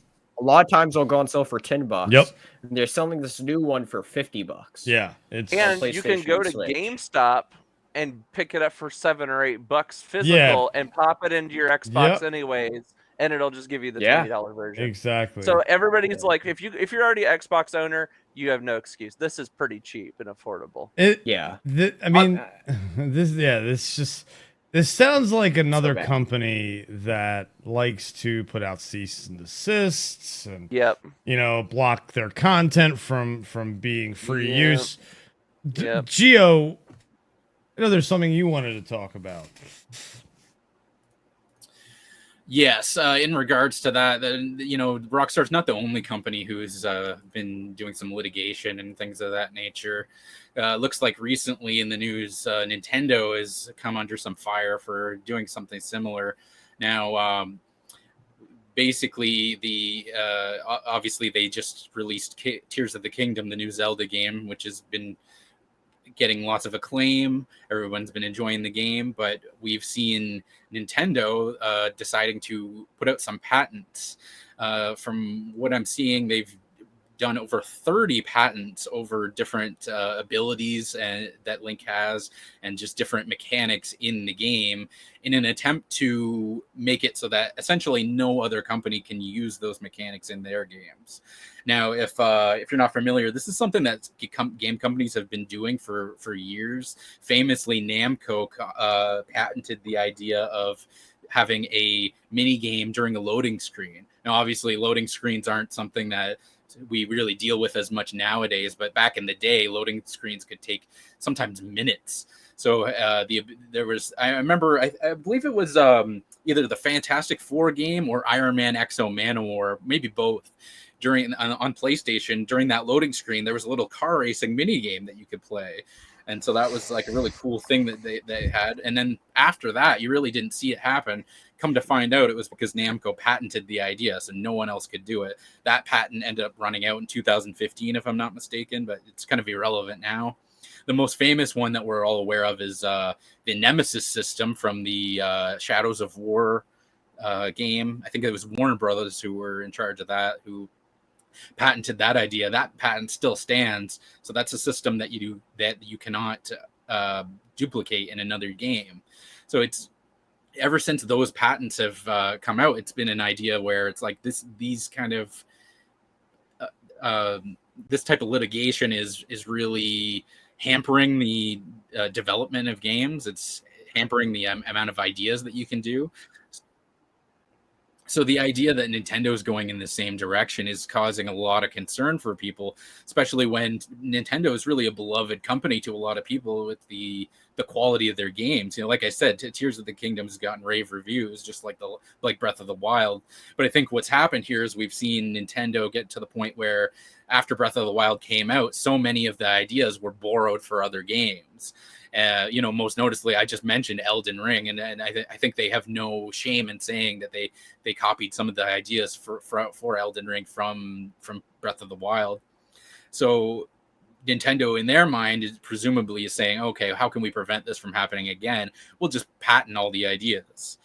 So I think that this is, this is naturally causing a lot of concern where we're going to get another Shadow of War situation where, you know, if that was one patent with the Nemesis systems. So even if all 30 of these don't go through, if one or two of them go through, that could prevent a lot of great ideas from coming out to other games. So yeah, I don't know what your guys' thoughts on that. I think it's worth mentioning specifically what abilities were mentioned here, because it is a couple absolutely. of huge additions that was in the game, and the main two is one is the ability that you can like rewind time, is one of the filings that they did, to where you can pick an object and anything that it did and it like movement that it moved around and say like the last 20-30 seconds, something like that.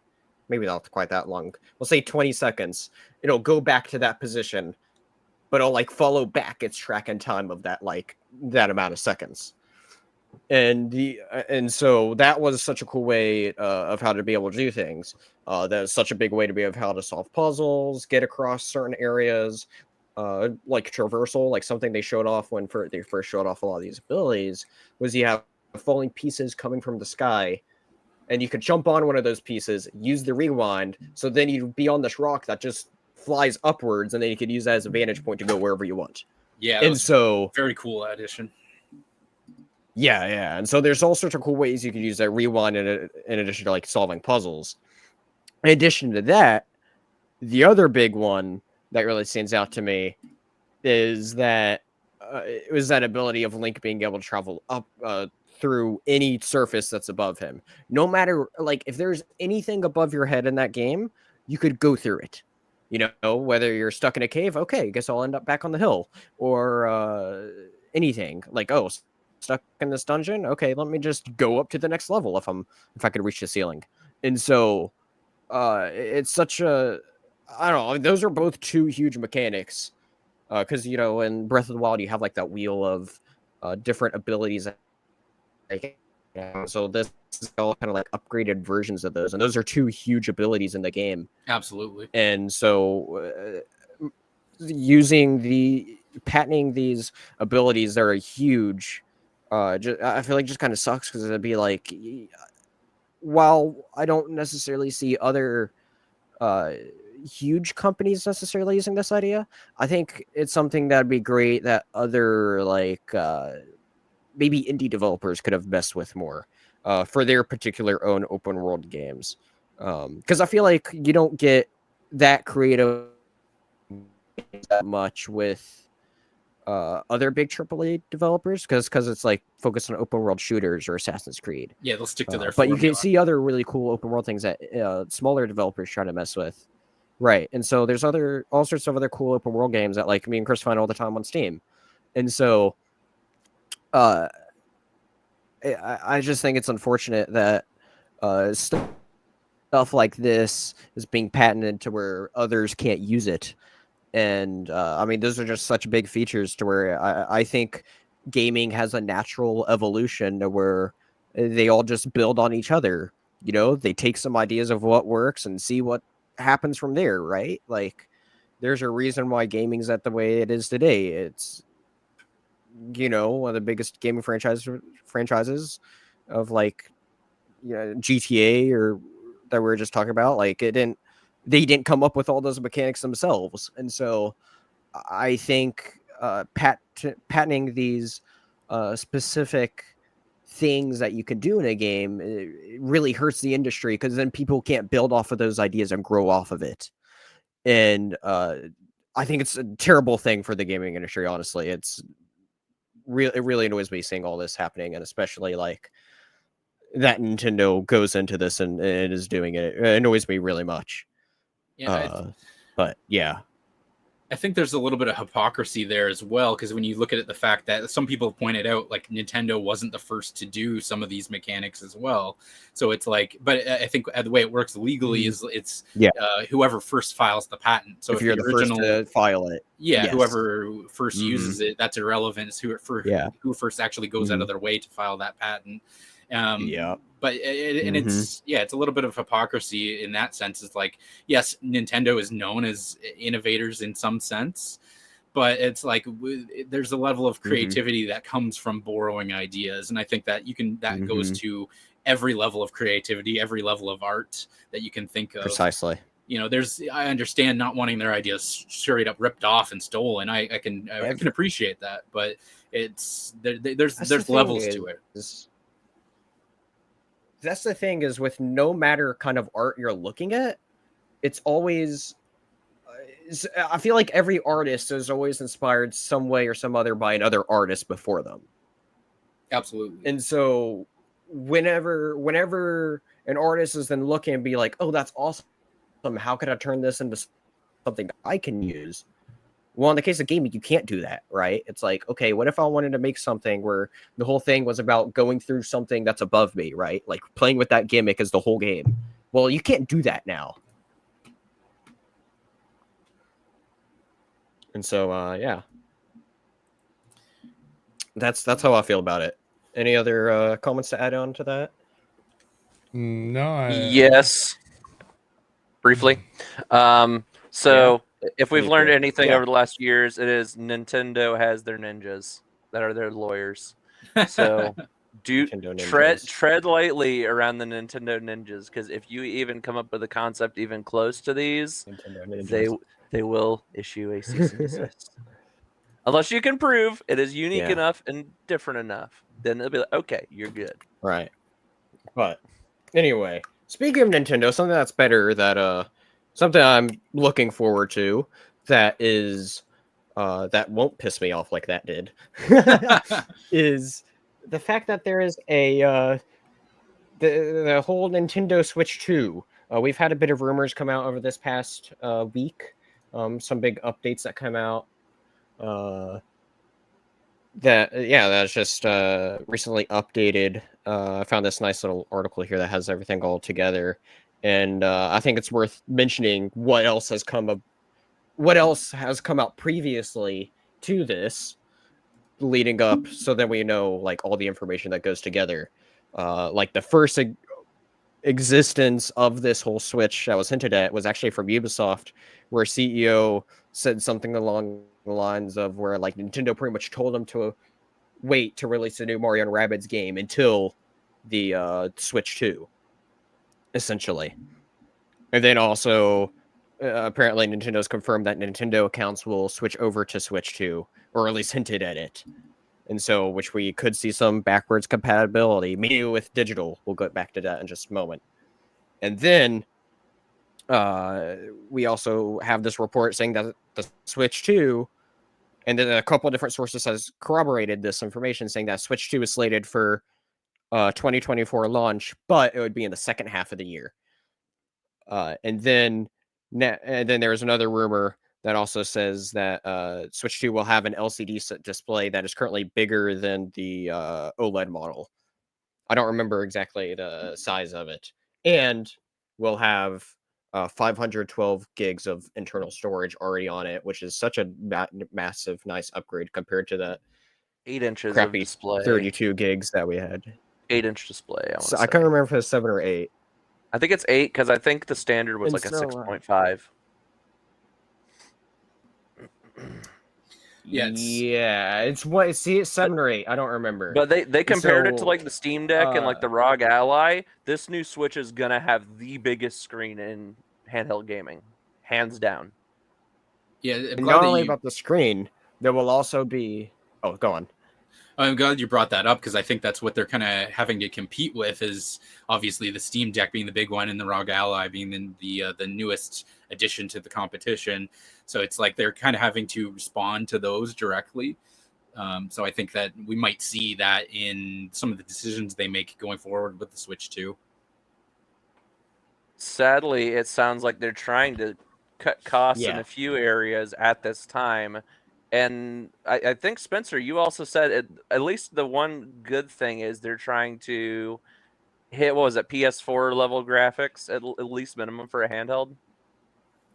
So that's the other thing I was just about to say is, well, not necessarily graphics, but, well, I mean, I guess it would be with naturally, but it would be more closer to a PS4/PS4 Pro system power, which I think would be great for it. Because I mean, I think it'd be a little unreal to expect the power of like what a PS5 and Yeah. Series X can do on a handheld. So I think having something like equating, I guess, because I guess that's kind of closer to like what the Steam Deck already does. And so I think Yeah. it'd be great for Nintendo to get more into the modern as far as like what I think they power that cannot. has, I because don't that think they limited can a do lot of games. 720. They can't do 720p anymore, just standard. It's got to be at least 1080 or higher. I think we don't know about anything like that. That's I the was thing. pretty impressed with Yeah, what the we still Switch don't was know able that to yet. do itself. So I think like I wasn't Yeah. even I didn't look at the Switch as a inferior. So I think that yeah, We like looked at it, it was cool because it was handheld. That was the big get about it. for sure. But I think like Breath of the Wild is a perfect example of that. That's just a top tier game on any platform it would have been on, and the fact that it runs great on the Switch is just a testament to its abilities, and I guess the development team as well. But And if that you look being close said, enough, you can see the where they cut the corners to make it graphically work. for sure, But it for is sure. still a beautiful game. Absolutely. I think what was I gonna say? Yeah. Sorry, I lost my train of thought there. Talking about the Switch 2. Anyway, you're all good. Well, speaking of graphics, the Switch 2 is also having some sort of special like NVIDIA chip that's integrated into it. That's going to help a lot with these different graphical processes. That gets me excited. Really excited. Rumor tipping a Tegra chip of some sorts is what this is. Which I think anyway, is what's in the Switch now. It's just an upgraded one. Yeah. What I heard somebody not referenced necessarily in this article, but I heard somebody else talk about this, and I heard something equated to like a 3050 or something. And so if we get something close to that for a handheld, would be pretty good. That'd be amazing. Because that's the thing, is it sounds like it is going to be like a Switch 2 is literally what it sounds like, because it's still going to supposedly be with the hybrid. You're still supposedly going to get you're still going to have cartridges. It'll supposedly be a different kind of cartridge. However, there's a possibility that digital games could carry over. We'll see. And so, yeah, I mean, we just don't know much as far as any of that goes. As far as all these different connectivity and all sorts of other how things will connect back to the previous Switch, if at all. This is the thing, is Nintendo isn't really known for doing backwards compatible that much. So we'll see. No, not very Absolutely. often. I mean, they do here and there. And that's the thing. I've heard at least one developer. We'll I've heard at least one developer state that they have concerns about the abilities of backwards compatibility, or not even just backwards compatibility, but the ability to port a Switch 1 game onto Switch 2. So it's gonna be really interesting. Yeah, it'd be interesting to see I how hope it actually can make it work. Because I mean, backwards compatibility isn't necessarily a norm now. Well, it's becoming more of a norm, is the thing. Normal, so it's like it's not necessarily, but it's becoming more the norm, is what I meant to say there. And so having that backwards compatibility would be very helpful with it. And so I don't know. I'm just hoping it's another great console. I mean, I really enjoyed the Switch in its lifespan. This had so many great games, and the last big rumored I wanted to touch on this was the fact that there's a supposedly the big launch title with this new console would be a 3D Mario platformer, which would be great because I mean, honestly, I don't think any of them's missed. They've all been great games, and I mean, the last one that we had was Mario Odyssey, which is personally probably my favorite platformer, and so game. I loved that game, and so it's amazing, and so seeing what could come next. You know, whether it's an Odyssey 2 or spiritual successor to it, or however they're going to. I don't know. I just want to say Nintendo's always wacky with doing new things because no two of their 3D games are like another other, except for Galaxy 2 because that's a direct sequel. So I just want to see what they're going to do for the next one. And I can't wait for it because they're always so creative with their 3D titles. So, yeah, one thing that I think was interesting. Or did anybody else have any thoughts about that? Or I'm just interested to see like what's coming down the pipeline, whether it's for the remainder of the Switch stuff or what's going to be launch titles for Switch 2. So that's actually Switch what 2 I was being so far out. One of I the don't think big we're going to hear much games. about that right away. Yeah, I was going to go into that as the apparently Nintendo has outlined some upcoming Nintendo Switch exclusives. And I think there's a few that they mentioned, but one of the biggest takeaways of that was that they mentioned Metroid Prime 4. And they didn't mention it as a Switch 2 game. They mentioned it apparently as a Switch game, which is there's been some questions of whether that was still coming, when it was coming. They still didn't provide a date, as far as I can tell, just to be announced. But yeah, I think that's the big takeaway of that is that they're not going to hold off on it being a. We're not going to go. It's not going to hold off on it being a Switch 2 game. They're going to bring it right to the Switch.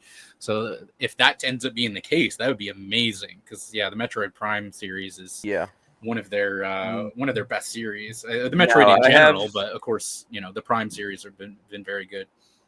I have an add-on to add to that. Yeah, this is something that gets brought up every time there's a new Nintendo generation.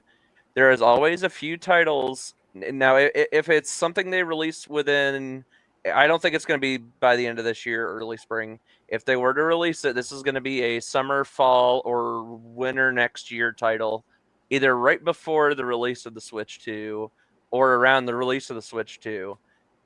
If I were a betting man, I think they're going to wait for the release of the Switch 2. And they're gonna do like they did with the Zelda stuff, where they release, even though it is a Switch game developed, it will be released on both platforms. Yeah, I see what you're saying.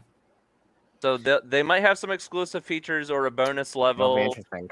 They'll have some sort of get you to buy the Switch 2 version. There'll be something extra included. They'll be like, you gotta get the Switch 2 version. There's an added feature. You're gonna love this. You'll be able to use your Nintendo Labo to shoot at your friends. bring back the cardboard. Yeah, they always find a way to innovate, and I don't know how true it is. There's been talk of Nintendo maybe implementing some sort of VR tech into this next Switch iteration. Whether that's true or not, it would be cool if maybe. I don't believe in that. It would be really cool if there was some sort of way, maybe they're like, hey, if you buy this extra pair of goggles, you'll be able to play, Prime 4 on the Switch 2 with the goggles. I feel like you're Samus. That's how they get you. You can pretend like you're inside Samus's helmet. That's how they get you to buy the glasses or the goggles. Oh, man. Metroid Prime in VR, that would be an experience. Which, maybe... That'd be crazy. You might be able to do it with some mods to the emulated version or something, but I haven't seen anything like that I'm aware of. Shigeru Miyamoto calls up Mark Zuckerberg. He is like, "Hey, can you boys help me out?" I think that'd be a great thing. Like, I could see those two tech giants, honestly, like coming together to do something awesome like that. Because like Nintendo is all about their exclusivity. So like, where else than Oculus? Especially the Quest, because of it being like, hey, portability and it being a much easier option to get easiest VR option to get into. The only way they do it is if Zuckerberg wins the fight. There you go. That's how you get your first person Elden Ring, Geo. First person Elden Ring on VR. Yeah, no, there is actually a mod for that already. I just I don't have a VR headset to play it, but I would love to do that sometime. The first What- person great- mod alone is What is if fun Miyamoto enough. walks out on stage and is like, "This is the game for you, Gio, with our new goggles. We're releasing an Elden Ring port for Switch 2."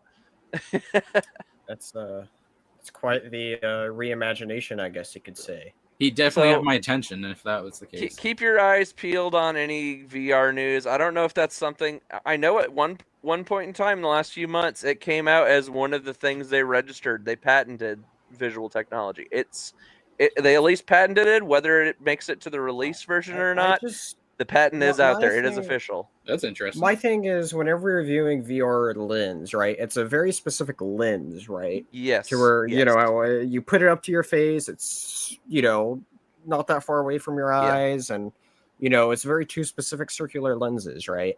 I just don't see, anytime they turn, like, the phones or even the Switch, it's always just a gimmick.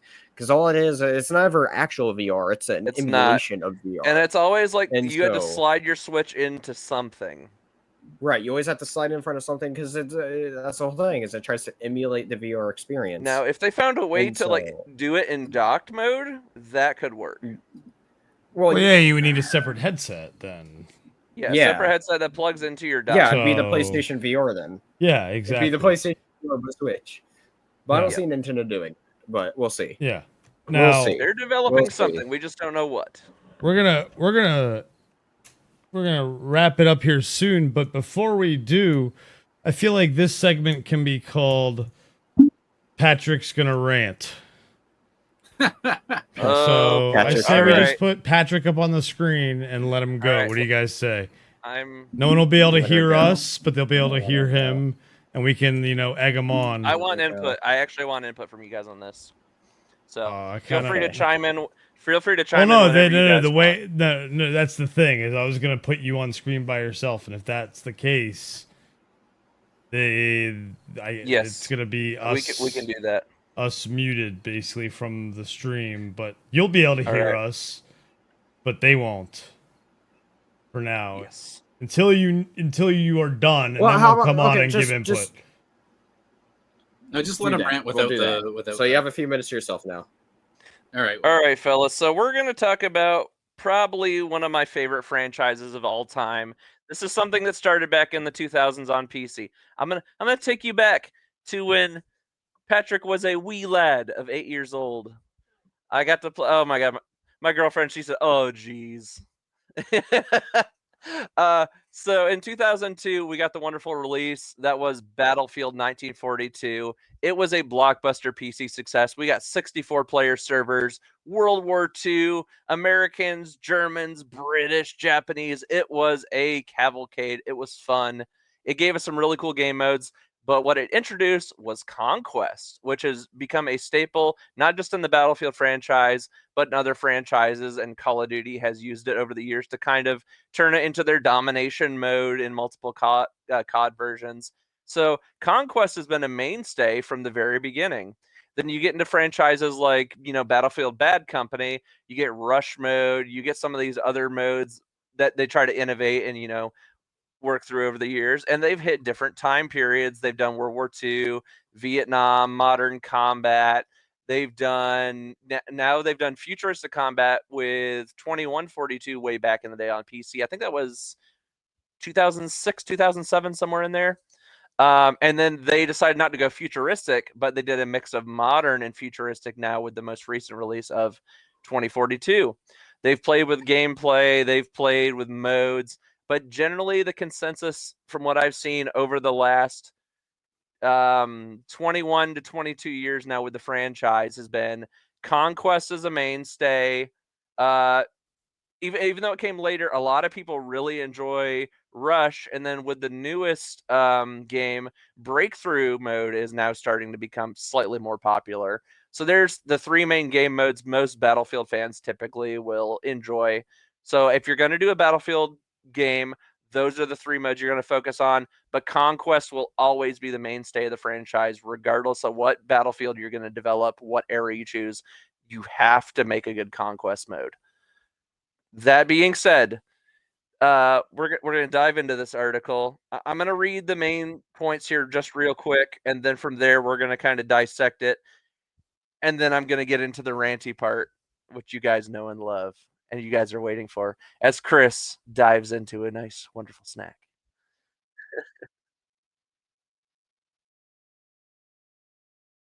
All right, well, we're going to do this real quick. So, the word out of EA, the CEO of Electronic Arts, this is the head honcho.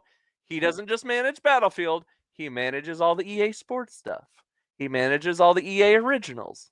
He does everything under the EA umbrella. This is the head honcho. And he comes out and says, we're doing a reimagination of Battlefield. This is next level. So when I read this, Spencer sent this to me. Anytime I hear a CEO say we're doing a reimagination of any franchise, at face value, that is not good.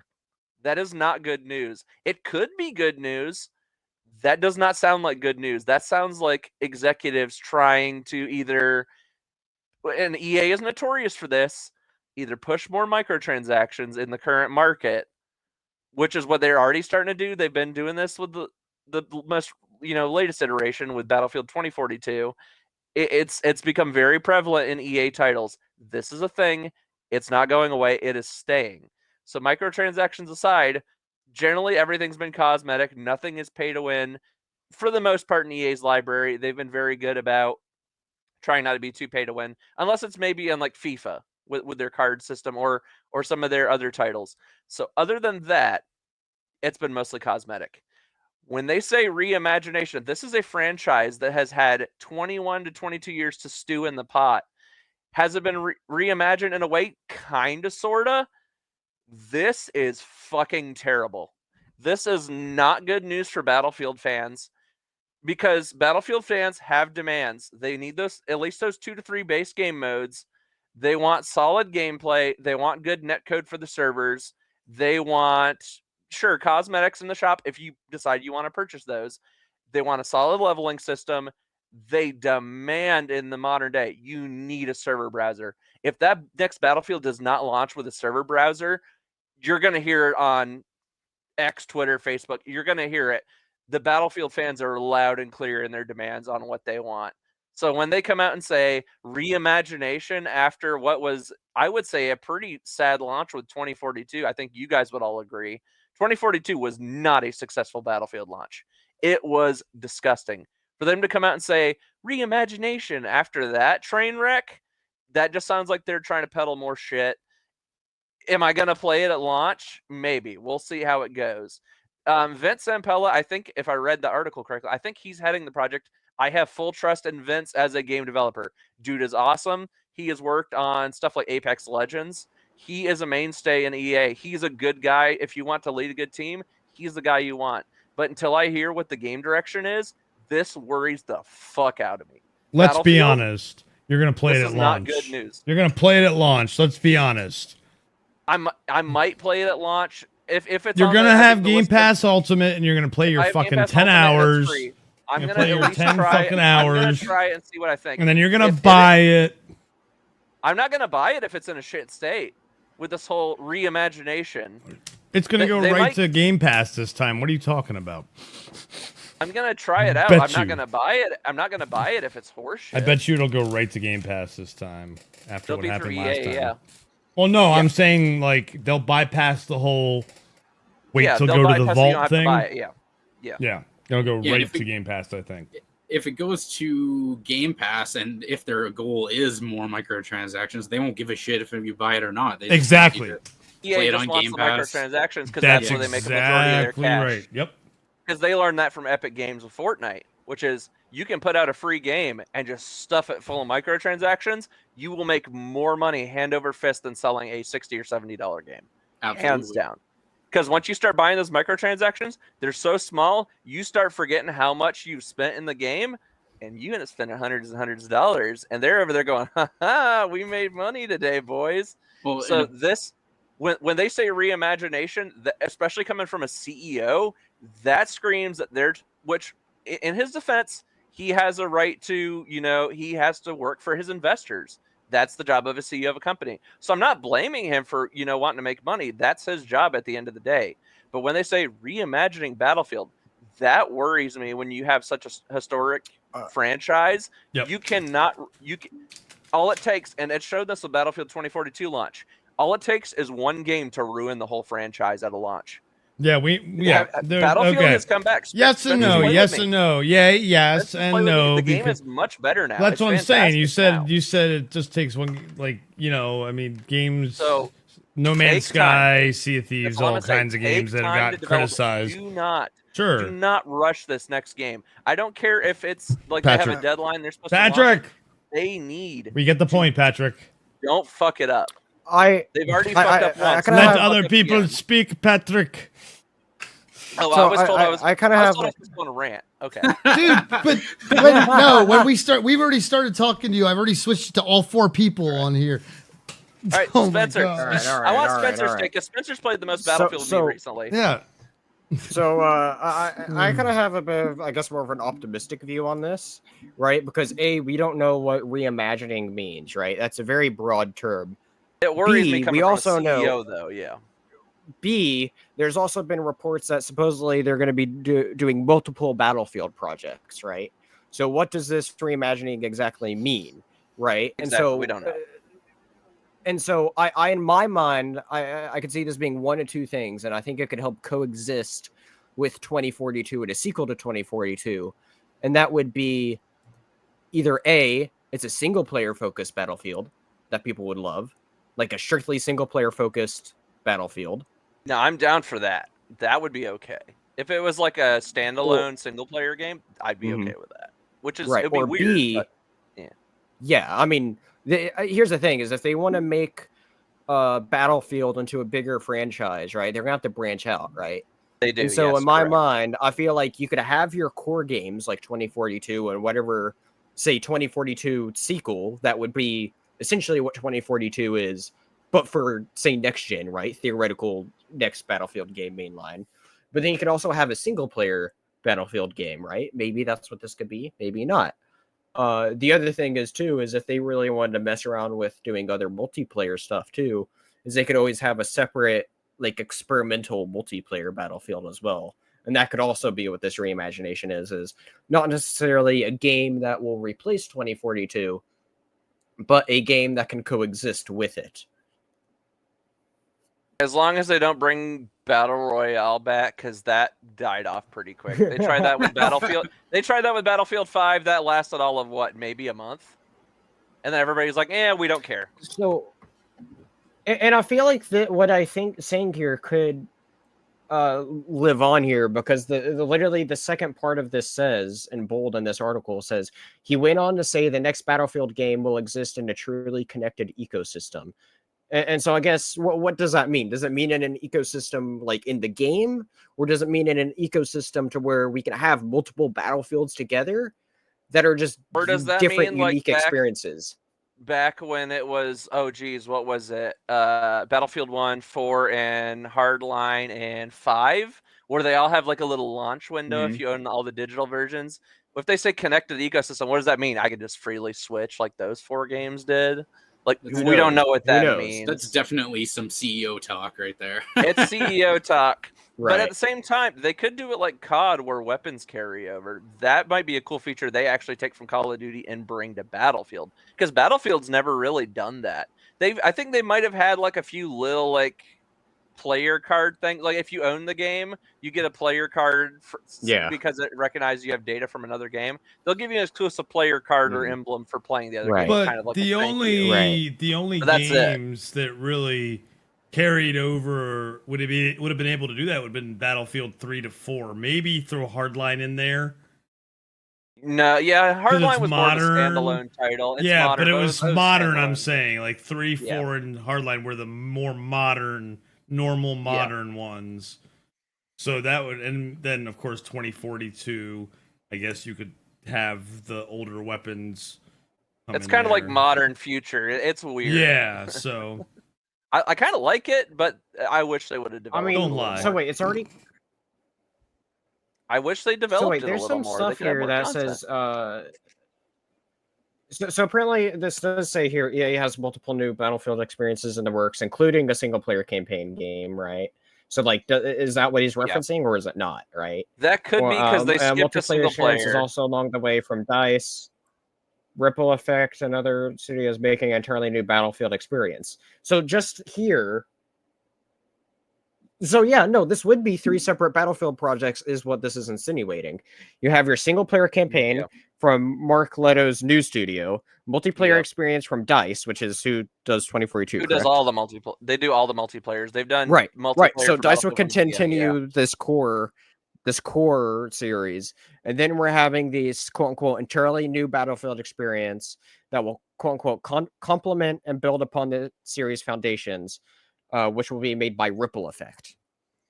Now, do we know what Ripple Effect has done for? Have they done any titles yet? I think it was just 2042, maybe, right? Let me look and see what they've done. Already saying that no, but I know Ripple Effect had a hand in 2042. Let me look at their list of games. The other thing here, I guess, just quickly point out while you're looking into that, is that they were just saying, to build on to what I was just saying here, EA did comment saying that a global effort has been launched coordinating multiple studios under a leadership team of industry veterans to build a connected Battlefield universe. So, I mean, I guess it will find ways to connect the games and whatnot. Who knows? Who knows? Okay, so Ripple Effect started back in the 90s, originally as DreamWorks Interactive, and then when DreamWorks got bought out by EA, they worked on. They were, I think, DICE Stockholm is their old name. They were Battlefield's 2042 co-developer. They were also known as DICE LA, and so they just renamed it a couple of years ago. Is all that happened. Yeah. So from what I'd heard, I think it was DICE Stockholm and LA might have combined some of their team, and then that team became Ripple Effect.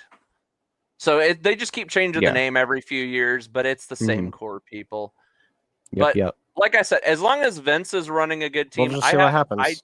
I have faith in Vince. Vince put out a good game in Apex Legends. I think even if they send him like a shitty concept for a game, I think he could find a way to make a shitty concept, fun and playable in some way, because that's just kind of the stuff Vince puts out. Look at his history of games that he's put out over the years. Almost everything he's put out has been at least well received.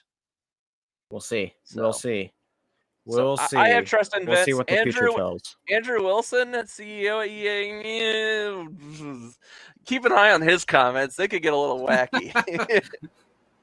We'll see what happens in the future. This is the same man that sells you FIFA and Madden, which is the same game year after year with the new roster. We'll see. But I guess it's time to just go ahead and start wrapping up here, yeah? We're going to do just one more segment here, and that is going to be what have we been playing this week while we're on the topic of video games. And so, Patrick, anything you've been playing that's not Battlefield? I briefly played the brand new Pokemon trading card game. I just kind of new. What do you mean brand new? It's brand new to Switch. Oh, it's available on the Game Boy emulator as part of Nintendo Switch Online. And so that online. one. Okay, you can go try it for free, and it comes with all 3 of those Game Boy filters. So whether you want to play regular Game Boy Pocket or Game Boy Color, you can change the filter to whatever you remember. If you ever remember playing that game a certain way as a kid, you can pick the color you want to play the Pokemon game in. It's fantastic. That's pretty cool. And yeah, it brings me back to my childhood because it's those original 151 Pokemon. So Gen 1 grassroots, nice. Have fun. Yeah, I have the cartridge sitting right next, not right next to me, but right behind me. I saw that they also just added. That's awesome. I saw they also added Stadium 2, and I did try out Stadium for expansion pack in the past couple weeks, and it was pretty cool just seeing a game where you could just pretty pick whatever, and it's those core 150-ish Pokemon. I would argue Stadium 2 has the better mini games out of both. Yeah, and the tower battles, I remember specifically, the tower battles in 2 were so hard. I never did beat it. So if you really enjoy Pokemon tower battles, old school, Mortal Kombat style almost, where you go, level up all the way to the top, that is a fun one to do. Nice. Anything else new, interesting you may have been playing at all? Same shit. Armament Flight Sim, boys. Alrighty. Just being honest. Alrighty. Here we go. Here we go. Chris, what have you been playing? I'll go last. Geo. You'll go last? Okay, Gio. What about you? What have you been playing?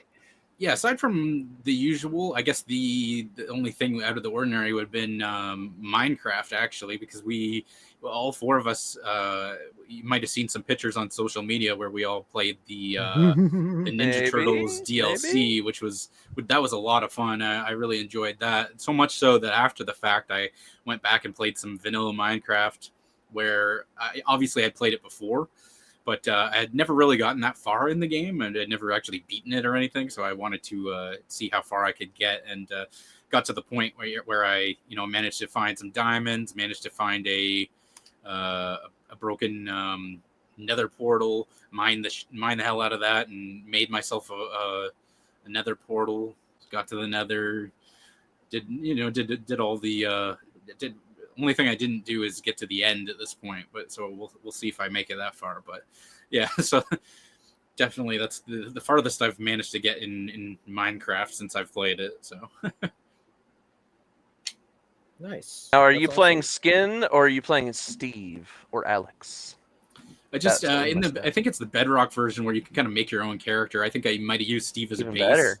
And Cool. then you can pick your eyes, pick your hair, pick your mustache, whatever you. So I just made a whole custom character to play that. You'll have to I send us a find picture. it so weird that like in that version they have it to where they blink. It's so weird. I'm still not used to that. That is weird on a Minecraft Still not character. used to that. It is. It really is. Anything else to highlight for what you've been playing, or has that been all from you? No, I think that's pretty much it. Nice. Well, I guess as far as myself goes, just more the same old grind, a little bit in Fortnite. I've also done a bit more Diablo 4, doing more of that. Particularly Diablo 4 actually did this big capstone dungeon, and we're able to go to the next world tier. And so being able to unlock the third world tier is pretty neat, because then that opens up new gameplay stuff I've been getting into. And so that's been pretty fun. And now dying a lot more because of that, but the whole nature of the game. There hasn't been particularly one game I was really into. I played a couple mixes of some other things. I did Minecraft with the Teenage Mutant Ninja Turtle Minecraft was pretty fun, and me and my brother was playing some of that. Me and my brother were also playing the new Disney Illusion Island game. We played a good couple hours of that, which has been a lot of fun. Highly recommended as a nice little. Honestly, the platforming feels like Rayman to me, and or like Rayman Legends kind of. Nice, And so, yeah. but without all the combat, but having that sort of platformy, and it being it's a nice chill platformer with all the Disney characters you can play as: Mickey, Minnie, Donald, Goofy. It's a nice little wonderful experience that I'm pleasantly surprised by. And so I've really enjoyed that nice little chill platformer with my brother. And then I guess the only other thing that I tried out for my first time was I played, I don't know, maybe an hour of Jet Set Radio. Nice. And so it was interesting playing that for my first time. I enjoyed it overall. Definitely got annoyed with it being a little bit jumping off into it, and it just starts grinding on no, I wanted to grind on the other thing beside it. I didn't want to go there, but other than that, it's a fun game for what it was. Nice. Anything else you want to highlight at all? No, that's all. Okay. The Dingus Den. Not yet. Wait. Jeez. So, yeah, I kind of want to highlight something for all of us. Gio, Spencer, and I have been playing a new free-to-play game that Spencer found. Oh, yes. Called Star Siege Dead Zone. And I can't wait to say the genre of game. Here we go. It is a looter, a PvPvE looter shooter corridor extraction game. Yeah, that's a mouthful. FPS. Sorry. FPS PvPvE looter shooter extraction game. Free to play. Very, very, very creatively done. You're on a space station. It slowly is collapsing on you. There's different kinds of loot, from your common to all the way up to legendary.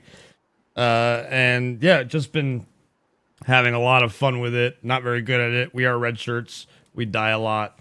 But And it's fun to watch you guys play. And It's fun. yeah, it's exciting to see a game like that and how it's going to evolve. That's what I'm looking forward to with it the most, I think. And then, of course, I've been playing lots and lots of baseball. Lots and lots and lots and lots and lots of baseball.